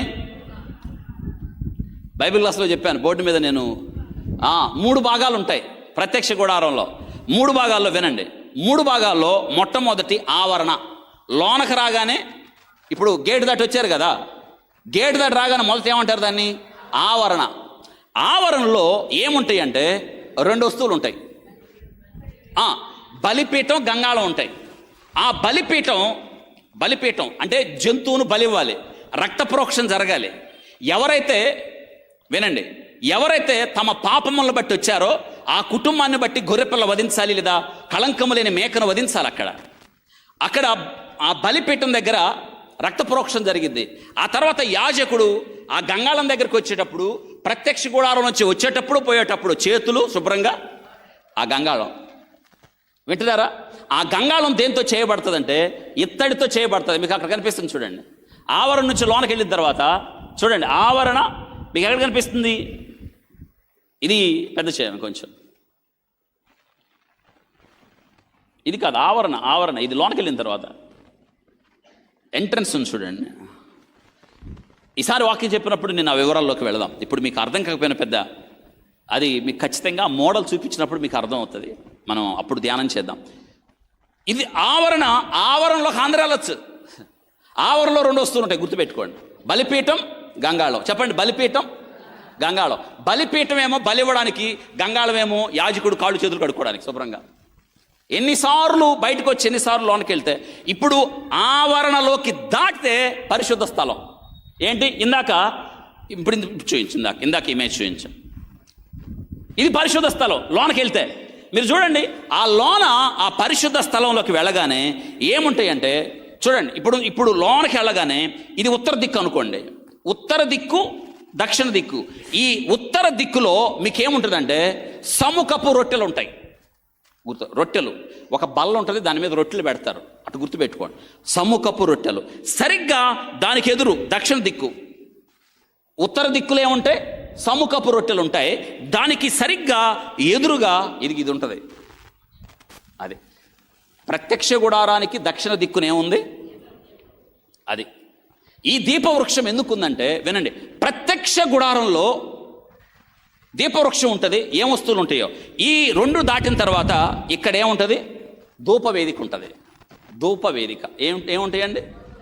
కొత్తగా ఉంది కదా చాలామందికి, అందుకే బైబిల్ క్లాస్కి రమ్మనేది. బైబిల్ క్లాస్ జరిగేటప్పుడు ఇళ్ళ దగ్గర పడుకుంటారు, ఇళ్ళ దగ్గర సొంత పనులు. ఇవి నేర్చుకోకుండా పరలోకం ఎలా వెళ్తాం? పరలోకపు నమూనా ఇది అర్థమైతేనే రేపు పరలోకం మీకు పరిచయం. ఇవేమి తెలియదు. మనకేం కావాలి? న్యాయమా? ఎట్ట న్యాయం చెప్పండి? దేవుని వాక్యము నేర్చుకోకుండా, దేవుని వాక్యం అర్థం చేసుకోకుండా పరలోకం పెట్టబోతాం. చాలామందికి ఇంతవరకు ప్రత్యక్ష గుడారం అంటేనే తెలియదు. నేను ఆ రోజు మీకు ఘోషించి చెప్పా, రండి, వినండి, నేర్చుకోండి. ఇప్పుడు మీరు నేర్చుకోలేకపోతే ఎప్పటికీ నేర్చుకోలేరు. చాలామంది నా కళ్ళి కొత్తగా చూస్తున్నారు, ఏంటో ఇది అని. ఏమీ లేదు, బైబిల్లో ఉన్నదే. వింటున్నారా? మళ్ళీ చూడండి, ఆవరణ. లోనకు వస్తామా? లోనకు రాగానే ఆవరణ రాగానే ఓ బలిపీఠం కనిపించింది. ఆ బలిపీఠం మీకు ఏం గుర్తు చేస్తుందంటే, నీవు పాపివని, నీవు దేవుని దగ్గరికి వెళ్ళాలి అంటే రక్త ప్రోక్షణ అవసరమని, యేసు రక్తం ప్రతి పాపమును నిన్ను కడిగి పవిత్రపరుస్తూ నేర్పిస్తుంది. అక్కడ బలి జరిగిద్ది. ఇంకొంచెం ముందుకు వెళ్తావు, అక్కడేముంది? గంగాళం. శుభ్రంగా కడుక్కుంటావు. దేవుని యొక్క వాక్యం అనే నీరు గంగాళం. అవును, వాక్యం అనే నీటితో మనకేం చేయించాడు ఆయన? ఉదక స్నానం చేయించాడు. ఇంకొంచెం ముందుకెళ్తే లోనకి వెళ్ళాలి, పరిశుద్ధ స్థలంలోకి వెళ్తావు. నీకు నాకు ఎంట్రన్స్ లేదు. ఆడకి యాజకుడు వెళ్తాడు. ఎవరు వెళ్తారు? లోనకి వెళ్ళగానే ఆయనకి ఇటుపక్కేమో ఉత్తరం, ఒక బల్ల, దాని మీద రొట్లు, ఆయన జీవాహారం యేసుక్రీస్తు ప్రభువారు. అంతే, సింపుల్. దానికి ఎదురుగా కొంచెం వెనక్కి వెళ్తే ఏముంటుంది? ఇది ఉంటుంది, దీపస్తంభం. ఈ రెండింటికి మధ్య ఇలా ఒక టేబుల్ అనుకోండి, ఇక్కడ ధూపవేదిక, ధూపం లేస్తూ ఉంటుంది. ఆరాధన అన్నమాట అది. అంతే. ఇప్పుడు ఈ భాగం అయిపోయింది పరిశుద్ధ స్థలం. ఇక పెద్ద తెర ఉంటుంది, ఇది పరిశుద్ధ స్థలం. అసలు యాజకుడే సంవత్సరానికి ఒకసారి వెళ్తాడు. పెద్ద దేవాలయపు గర్భాలయపు తెర ప్రభు కేకేస్తే చిరిగిందే అది. ఈ లోన ఏముంటుందంటే మందసం ఉంటుంది. ఏముంటుంది? ఇవన్నీ ఈ ప్రత్యక్ష గుడారం అంతా కూడా పరలోకపు నమూనా. ఈ ప్రత్యక్ష గుడారములో ఉన్న ప్రతి ఒక్క వస్తువు యేసుక్రీస్తుని చూపిస్తుంది. ఏం చూపిస్తుంది? ప్రతి వస్తువు. కాబట్టి ఇవన్నీ మీరు తెలుసుకోవాలి. నేను ఇవన్నీ మీకు పాఠం చెబుదామని యెరూషలేములో అక్కడ నేను ప్రతి షాప్కి వెళ్ళి అడిగేవాడిని, దొరుకుతాయా? ఇవి దొరుకుతాయి, కానీ మీరు ఇండియాకు తీసుకెళ్ళటానికి వీల్లేదు. ఎందుకంటే మనం ఇండియాకు రావాలంటే ముస్లిం కంట్రీ దాటి రావాలి. అక్కడ చెక్కింగ్ ఉంటుంది. వాళ్ళకి భయంకరమైన కోపం ఇవి అంటే వాళ్ళకి తెలుసా. నాతో పాటు చాలామంది ఇవి మేము వేరే లైన్లో తీసుకొచ్చాము ఇక్కడికి. నేను ఒక్క వస్తువే తీసుకొచ్చాను. మందసాన్ని వాళ్ళు డైరెక్ట్ చేశారు అక్కడ ఉన్న వాళ్ళు. సార్ ఈ మందసాన్ని మీరు ఏం చేస్తారంటే దీన్ని గుడ్డల్లో చుట్టేయండి. దేనిలో? చాలా పెద్ద బరువు అండి, చుట్టేయండి. తెలుసా నేను దాన్ని మోయలేక తెలుసా ఆ పెట్టెని నెత్తి మీద పెట్టుకున్నా. నన్ను ఎవరు గుర్తుపడతారాడా? చేత్తో కూడా పట్టుకోలేకపోయానండి. తెలుసా ఆ దిగడం, తల మీద ఏం పెట్టుకోవటం, అవి తీసుకొచ్చాం. వాళ్ళు చెప్పారు, సార్ ఇది వాళ్ళకి తీసుకెళ్ళినవారు కస్టమ్స్ వాళ్ళు అవతల పడేస్తారు. ఇవన్నీ ఎందుకు తీసుకొచ్చామంటే మీకు పాఠాలు చెప్దామని. ఇవి తెలుసుకోవాలి. ఇది చాలా ఇజ్రాయేల్ దేశాన్ని చూపించినప్పుడు మీకు ఇదే చూపిస్తారు చూడండి. ఇది దీపస్తంభం. ఏంటిది? ఇందులో బాదము పువ్వు, బాదము కాయ, ఇందులో ఆకారం ఉంది. ప్రభు చెప్పాడు, రండి ఈ ప్రత్యక్ష గుడారం ఈ వస్తువుల్లో ఈ దీపస్తంభములో నిర్గమకాండం 25వ అధ్యాయం, త్వరగా నిర్గమకాండం 25వ అధ్యాయం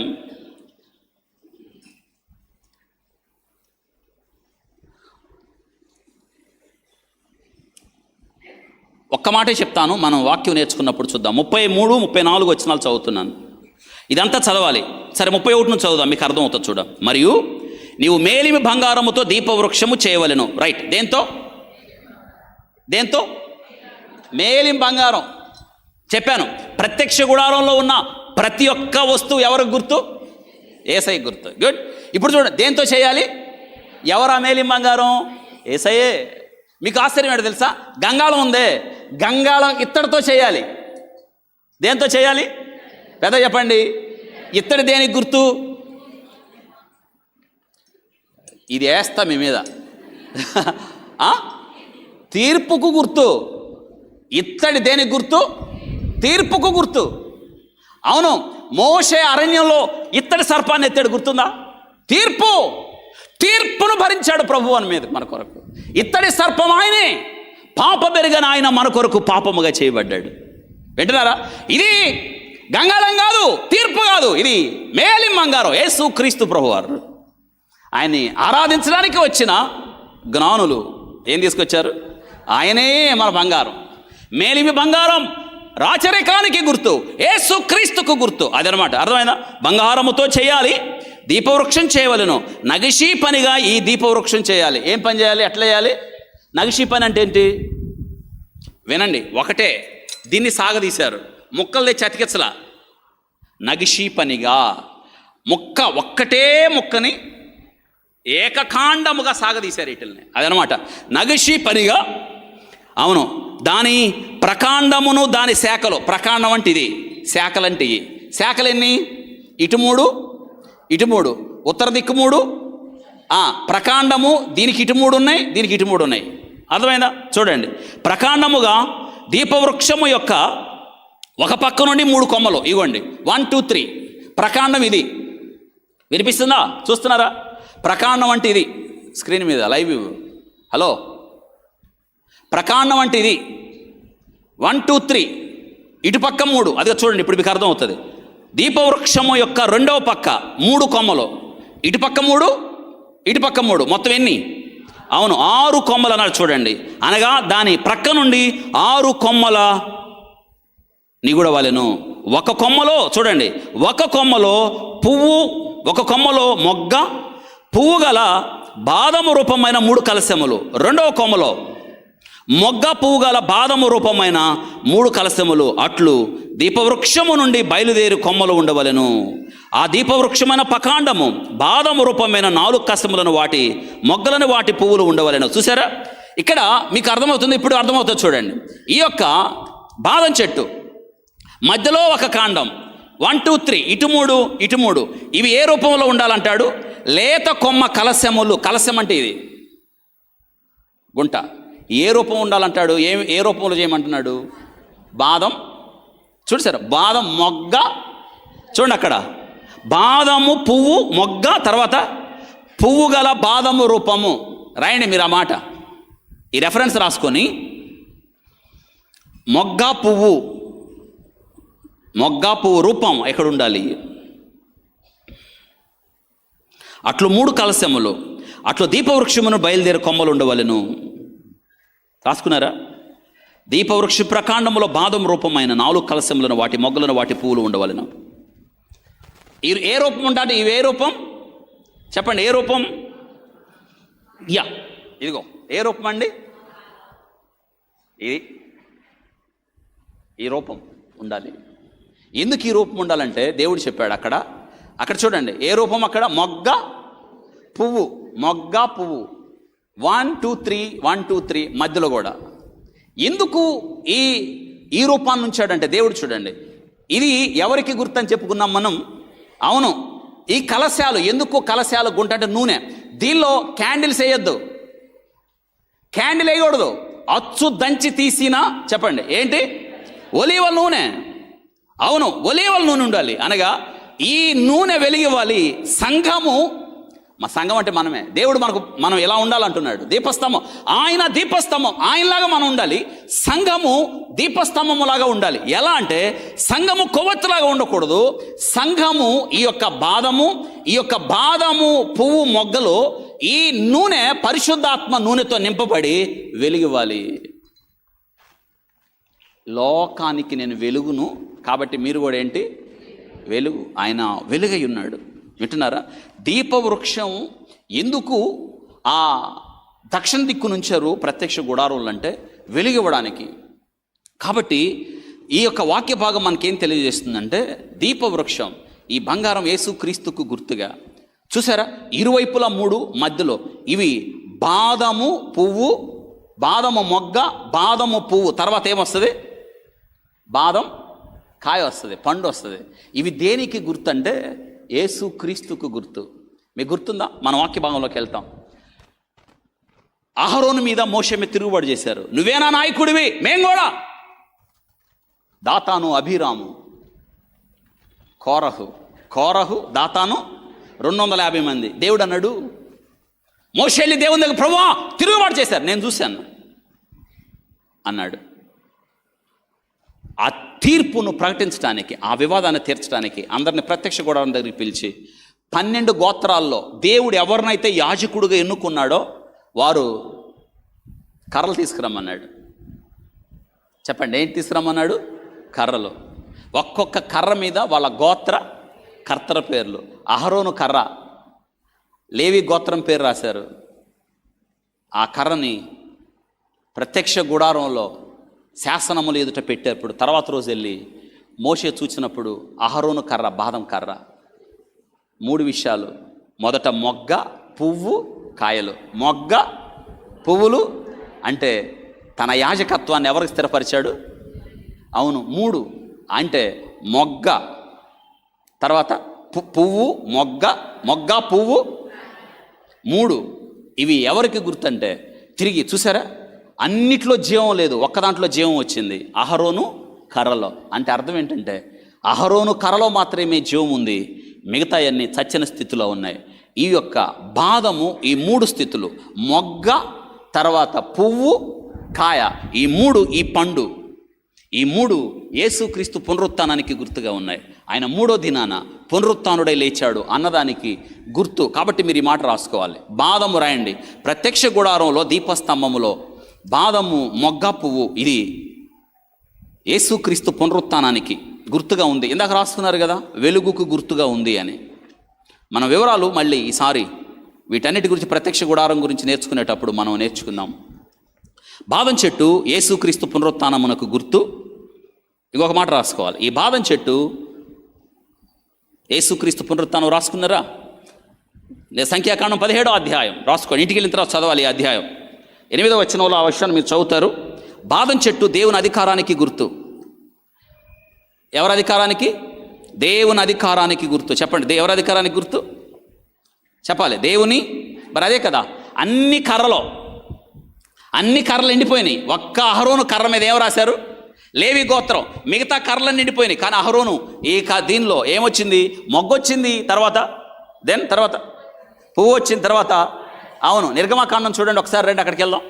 నిర్గమకాండం 17వ అధ్యాయం 8వ వచనం.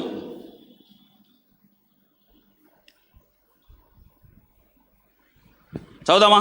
నిర్గమకాండం 17వ అధ్యాయం 8వ వచనంలో, మరునాడు మోషే సాక్ష్యపు గుడారములోనికి వెళ్ళి చూడగా లేవి కుటుంబం వారైన అహరోను కర్ర, ఎవరి కర్ర? చిగురిచ్చి ఉండెనో, అది చిగుర్చి తర్వాత పువ్వులు పూసి, ఏంటి ఎవరు తీలేదా? సంఖ్యాకాండం 17వ అధ్యాయం 8వ వచనం. సంఖ్యాకాండం 17:8 తీసారా? మరునాడు, ఇంకా తిప్పుతానే ఉన్నారు మీరు.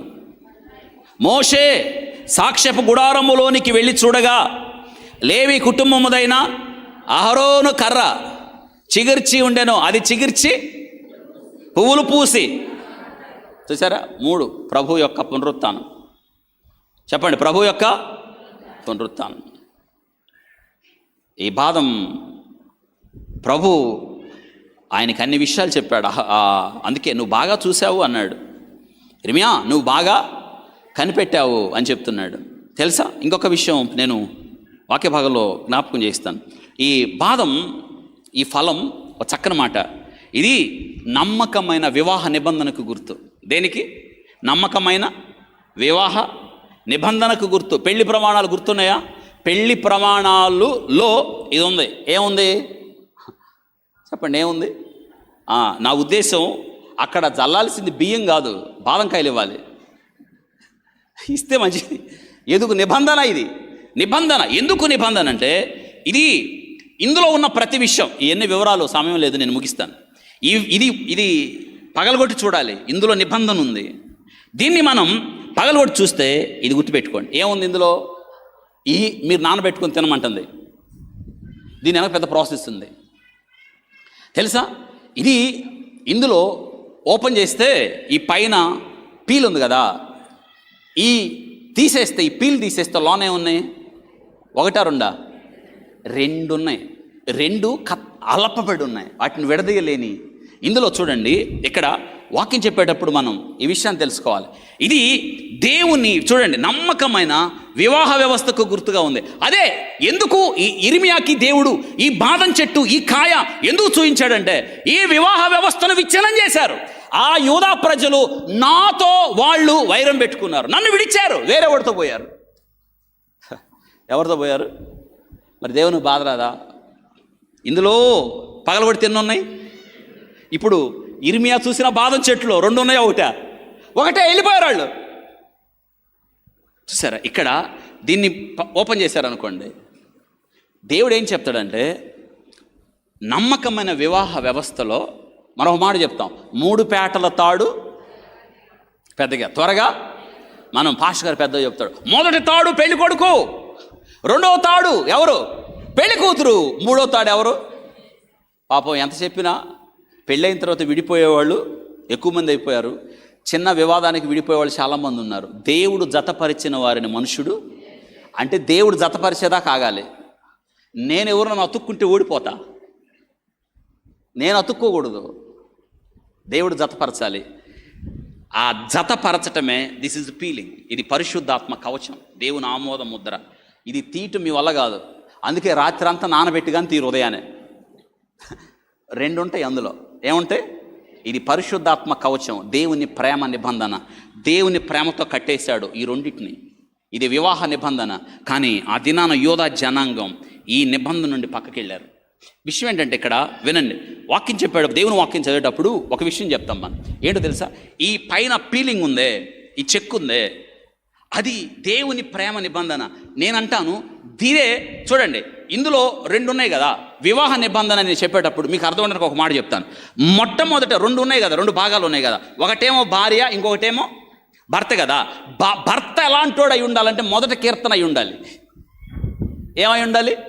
పురుషులు వింటున్నారా? మీ అందరూ మొదటి కీర్తన వ్యక్తులు అయి ఉండాలి. చెప్పండి, ఏ కీర్తన చెప్పండి? వచ్చా? అబ్బో, ఎప్పుడు చదివింది. మొదటి కీర్తన, దుష్టుల ఆలోచన చొప్పున నడువక పాపుల మార్గం, అపహాసులు కూర్చున్న చోట యెహోవా ధర్మశాస్త్రాన్ని నువ్వు ధ్యానిస్తే కుటుంబం అంతా లైన్లో వచ్చింది. పురుషులు వాక్యం పట్టుకున్న పురుషుడు ఆ కుటుంబంలో వెలుగు. వాక్యం ఎక్కడికి వెళ్ళినా పురుషుడి చేతిలో వాక్యం ఉండాలి. వాళ్ళ భార్య చూడాలి, పిల్లలు చూడాలి, ఆమె పరవశించిపోవాలి. నా భర్తలో యేసుక్రీస్తు కనిపిస్తున్నాడు. ఎవరు? నా పిల్లలు కూడా అనుకోవాలి, మా నాన్న సూపర్, మా నాన్న హీరో, మా నాన్న బైబిల్ చదువుతాడు. చదవడమే కాదు, మా నాన్న బైబిలే మా నాన్న. ఇది మొదటి కీర్తన, మ్యాన్ ఆఫ్ ఫస్ట్ సామ్, మొదటి కీర్తన వ్యక్తి. చెప్పండి, ఎవరు? భర్త ఎవరు? ఇంకోసారి చెప్పండి, మొదటి కీర్తన. ఒక పెద్ద చెప్పండి, మీరు చెప్పరు అనుకుంటా, పురుషులు చెప్పిద్దాం. మొదటి కీర్తన వ్యక్తులు ఎవరై ఉండాలి? పురుషులై ఉండాలి. మరి స్త్రీలు ఏమై ఉండాలి? వెరీ గుడ్, 31వ మహిళ మీరు. చెప్పండి ఏంటి? ఇంకోసారి పెద్దగా.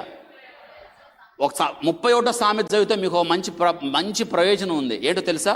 అందులో ఉన్న లక్షణాలన్నీ మీకు వస్తాయి, అన్వయించుకోవాలి. 31వ సామెతలు చదివితే మీరు ఎప్పుడు ఒక మాట చెప్పుకోవచ్చు, నీ వయసు ఎంత అంటే 31 అని చెప్పండి. ఈ గోల ఉండదు. 2 విధాలుగా చెప్పచ్చు. How old are you? Just 31. నాకు 31 జరుగుతున్నానండి. వాళ్ళు ఆశ్చర్యపోరాడు, నమ్మితే నమ్ముతారు. ఒకవేళ యువర్ 31 అంటే చెప్పండి, నేను 31వ సామెతలు, నేను ఆ మహిళనని చెప్పండి. కాబట్టి పురుషుడు ఎవరు? 1వ కీర్తన పురుషుడికి జత చేయబడాలి. ఎవరు? 31వ సామెతల మహిళ. ఈ రెండిటి మధ్య 1 కొరింథీ పత్రిక 13 ప్రేమ. చెప్పండి ఏంటది? పెద్ద ఏముంది అందులో? ప్రేమ. ఈ రెండింటి మధ్య ఇదిగో ఈ కవచమే ఏంటి? ప్రేమ. లోన 2 ఉన్నారు. మొదటి కీర్తన ఉంది, 31 ఉంది. చుట్టుపక్క ఏముంది? ప్రేమ కాదు. 1 కొరింథీ పత్రిక 13 ఏముంది? ఇప్పుడు చెప్పండి, ఇందులో ఏముంది? లోన ఏమున్నాయి? మొదటి కీర్తన ఉంది, చుట్టుపక్క ఏముంది? అది. ఇప్పుడు మీరు మార్కెట్కి కాదు వెళ్ళాలి, డ్రై ఫ్రూట్ షాప్కి వెళ్ళి ఇది కొని, భార్యలేమో భర్తలు రాకపోతే ఇది తీసుకుని వెళ్ళి పడుకున్న ఆయనకి లేపండి. చెప్పండి, ఇందులో ఇక నుంచి నేను మొదటగా 31వ మహిళగానే ఉన్నాను. ఇక నుంచి నువ్వు ఏ పురుషుడు ఉండాలి? అవును, మన చుట్టూ ఎప్పుడైతే అలా ఉంటామో మన చుట్టూ ఏముంటుంది? ప్రేమ. 13వ కొరింథీ పత్రిక రాసుకొని ఇంటికి వెళ్ళిన తర్వాత చదవండి. మనం వివాహ బంధం, బాదం చెట్టు, ప్రసంగి గ్రంథం 12:5 ముగిస్తాను. బాదం చెట్టు, వృద్ధాప్యం. Almond is a symbol of old age. బాదం చెట్టు, వృద్ధాప్యానికి గుర్తు. బాదం చెట్టు దేనికి గుర్తు? అదే చెప్పండి, దేనికి గుర్తండి? ప్రసంగి గ్రంథం 12:5 ఎత్తి చోటుకు భయపడుదురు, మార్గమందు భయంకరమైనవి కనబడును. బాదం వృక్షం పువ్వులు పూయినంటే తల ఏమైద్ది? తెల్లబడిపోతుంది. కాబట్టి వృద్ధాప్యమునకు గుర్తు. వృద్ధుల దగ్గర ఏముంది? వెరీ గుడ్, జ్ఞానం ఉన్నది. అందుకే జాగ్రత్తగా చూసుకోవాలి. అమ్మ కోడళ్ళు, అత్తల్ని, మామల్ని ఎట చూడాలి? జాగ్రత్తగా చూడాలి. గుండెల్లో పెట్టుకొని చూడాలి, కళ్ళలో పెట్టుకొని చూడాలి. వాళ్ళు జ్ఞానవంతులు, దేవుడు చూస్తున్నాడు. నువ్వు వాళ్ళని ఎలా చూస్తున్నావో, ఏం మాట్లాడుతున్నావో, వాళ్ళకి ఏం పెడుతున్నావో, ఎలా ఆదరిస్తున్నావో చూడాలమ్మ. వాళ్ళని బాగా చూడాలి. మీరు దేవుని బిడ్డలు కాబట్టి, వాక్యాన్ని ఎరిగిన వారు కాబట్టి. అమ్మ వింటున్నారా? బాగా చూడాలి. ఎవరు చూడనట్టు చూడాలి. మీ అమ్మకాన్ని ఎక్కువ చూడాలి. ఎందుకో తెలుసా? మనం మిగతా వాళ్ళం కాదు కదా. ఎవరమండి మనం? చెప్పండి, ఎవరు మనం?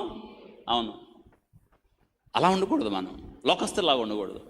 ఒక రకంగా మన ఇంటికేమో మన అమ్మ వచ్చినప్పుడు పచ్చడి ఉండండి, అత్త వచ్చినప్పుడు చికెన్ ఉండండి. అంతేగాని అత్త వచ్చినప్పుడు పచ్చడి పెట్టి అమ్మ వచ్చినప్పుడు ఎవరు చూస్తున్నారు? నో, మనం అది చేయకూడదు. వృద్ధుల దగ్గర జ్ఞానం ఉంది. అవును కదా? యోబు గ్రంథం 12వ అధ్యాయం 12వ వచనంలో చూడండి ఎంత చక్కగా చెప్తున్నారో. వాళ్ళు ఏం చెప్తున్నారు చూడండి. యోబు గ్రంథం 12:12 ఏముంది అక్కడ? వృద్ధుల యొద్ద చదవాలి. జ్ఞానమున్నది దీర్ఘాయు వలన. వృద్ధుల దగ్గర ఏముంది? పెద్దగా. మీరు వృద్ధుల్ని ఇంట్లో పెట్టుకోండి, జ్ఞానం ఉంటుంది కదా. సొలొమోను చనిపోయినప్పుడు రెహబాము ఆలోచన ఎవరిని అడిగాడు? ఆలోచన మొదటి రోజుల క్రితం 12:16.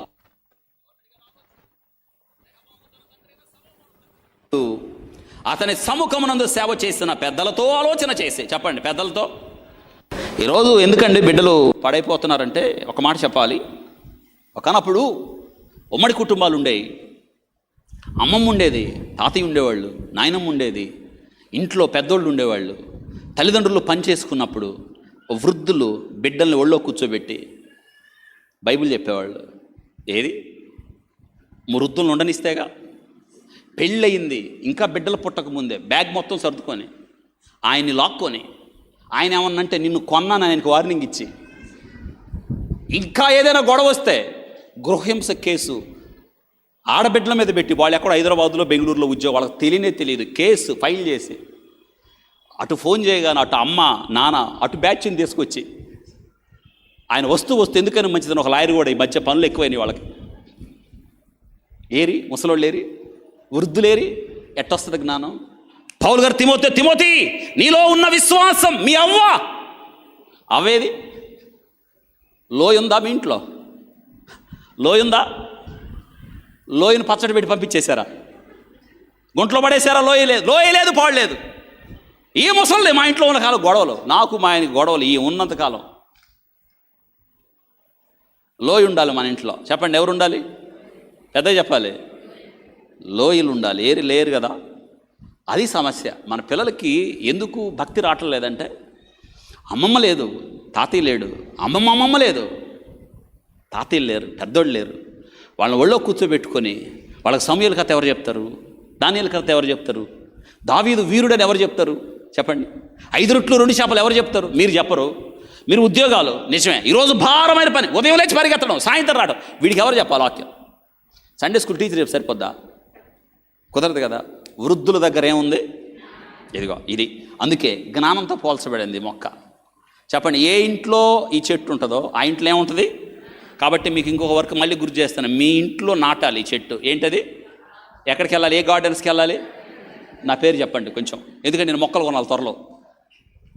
మీ అందరు వెళ్ళి బాదం చెట్టు కొని ఏం చేయండి? అక్కడ ఇంట్లో నాటండి. చాలా విలువ. చివరికి ఒక మాట చెప్పి నేను ప్రార్థన చేస్తాను. అందులో బాదం చెట్టు క్రీస్తు వలె జీవించండి అని చూపిస్తుంది. రాయండి ఆ మాట. The almond tree set an example to all who would be like God. ఈ బాదం చెట్టు క్రీస్తు వలె జీవించండి. అవును, క్రీస్తు వలె జీవించండి. క్రీస్తు వలె. సమయం అయిపోయింది, నేను ముగిస్తున్నాను. ఎవరిలాగా జీవించండి అని? క్రీస్తు వలె జీవించండి. చెప్పండి, ఎట్లా?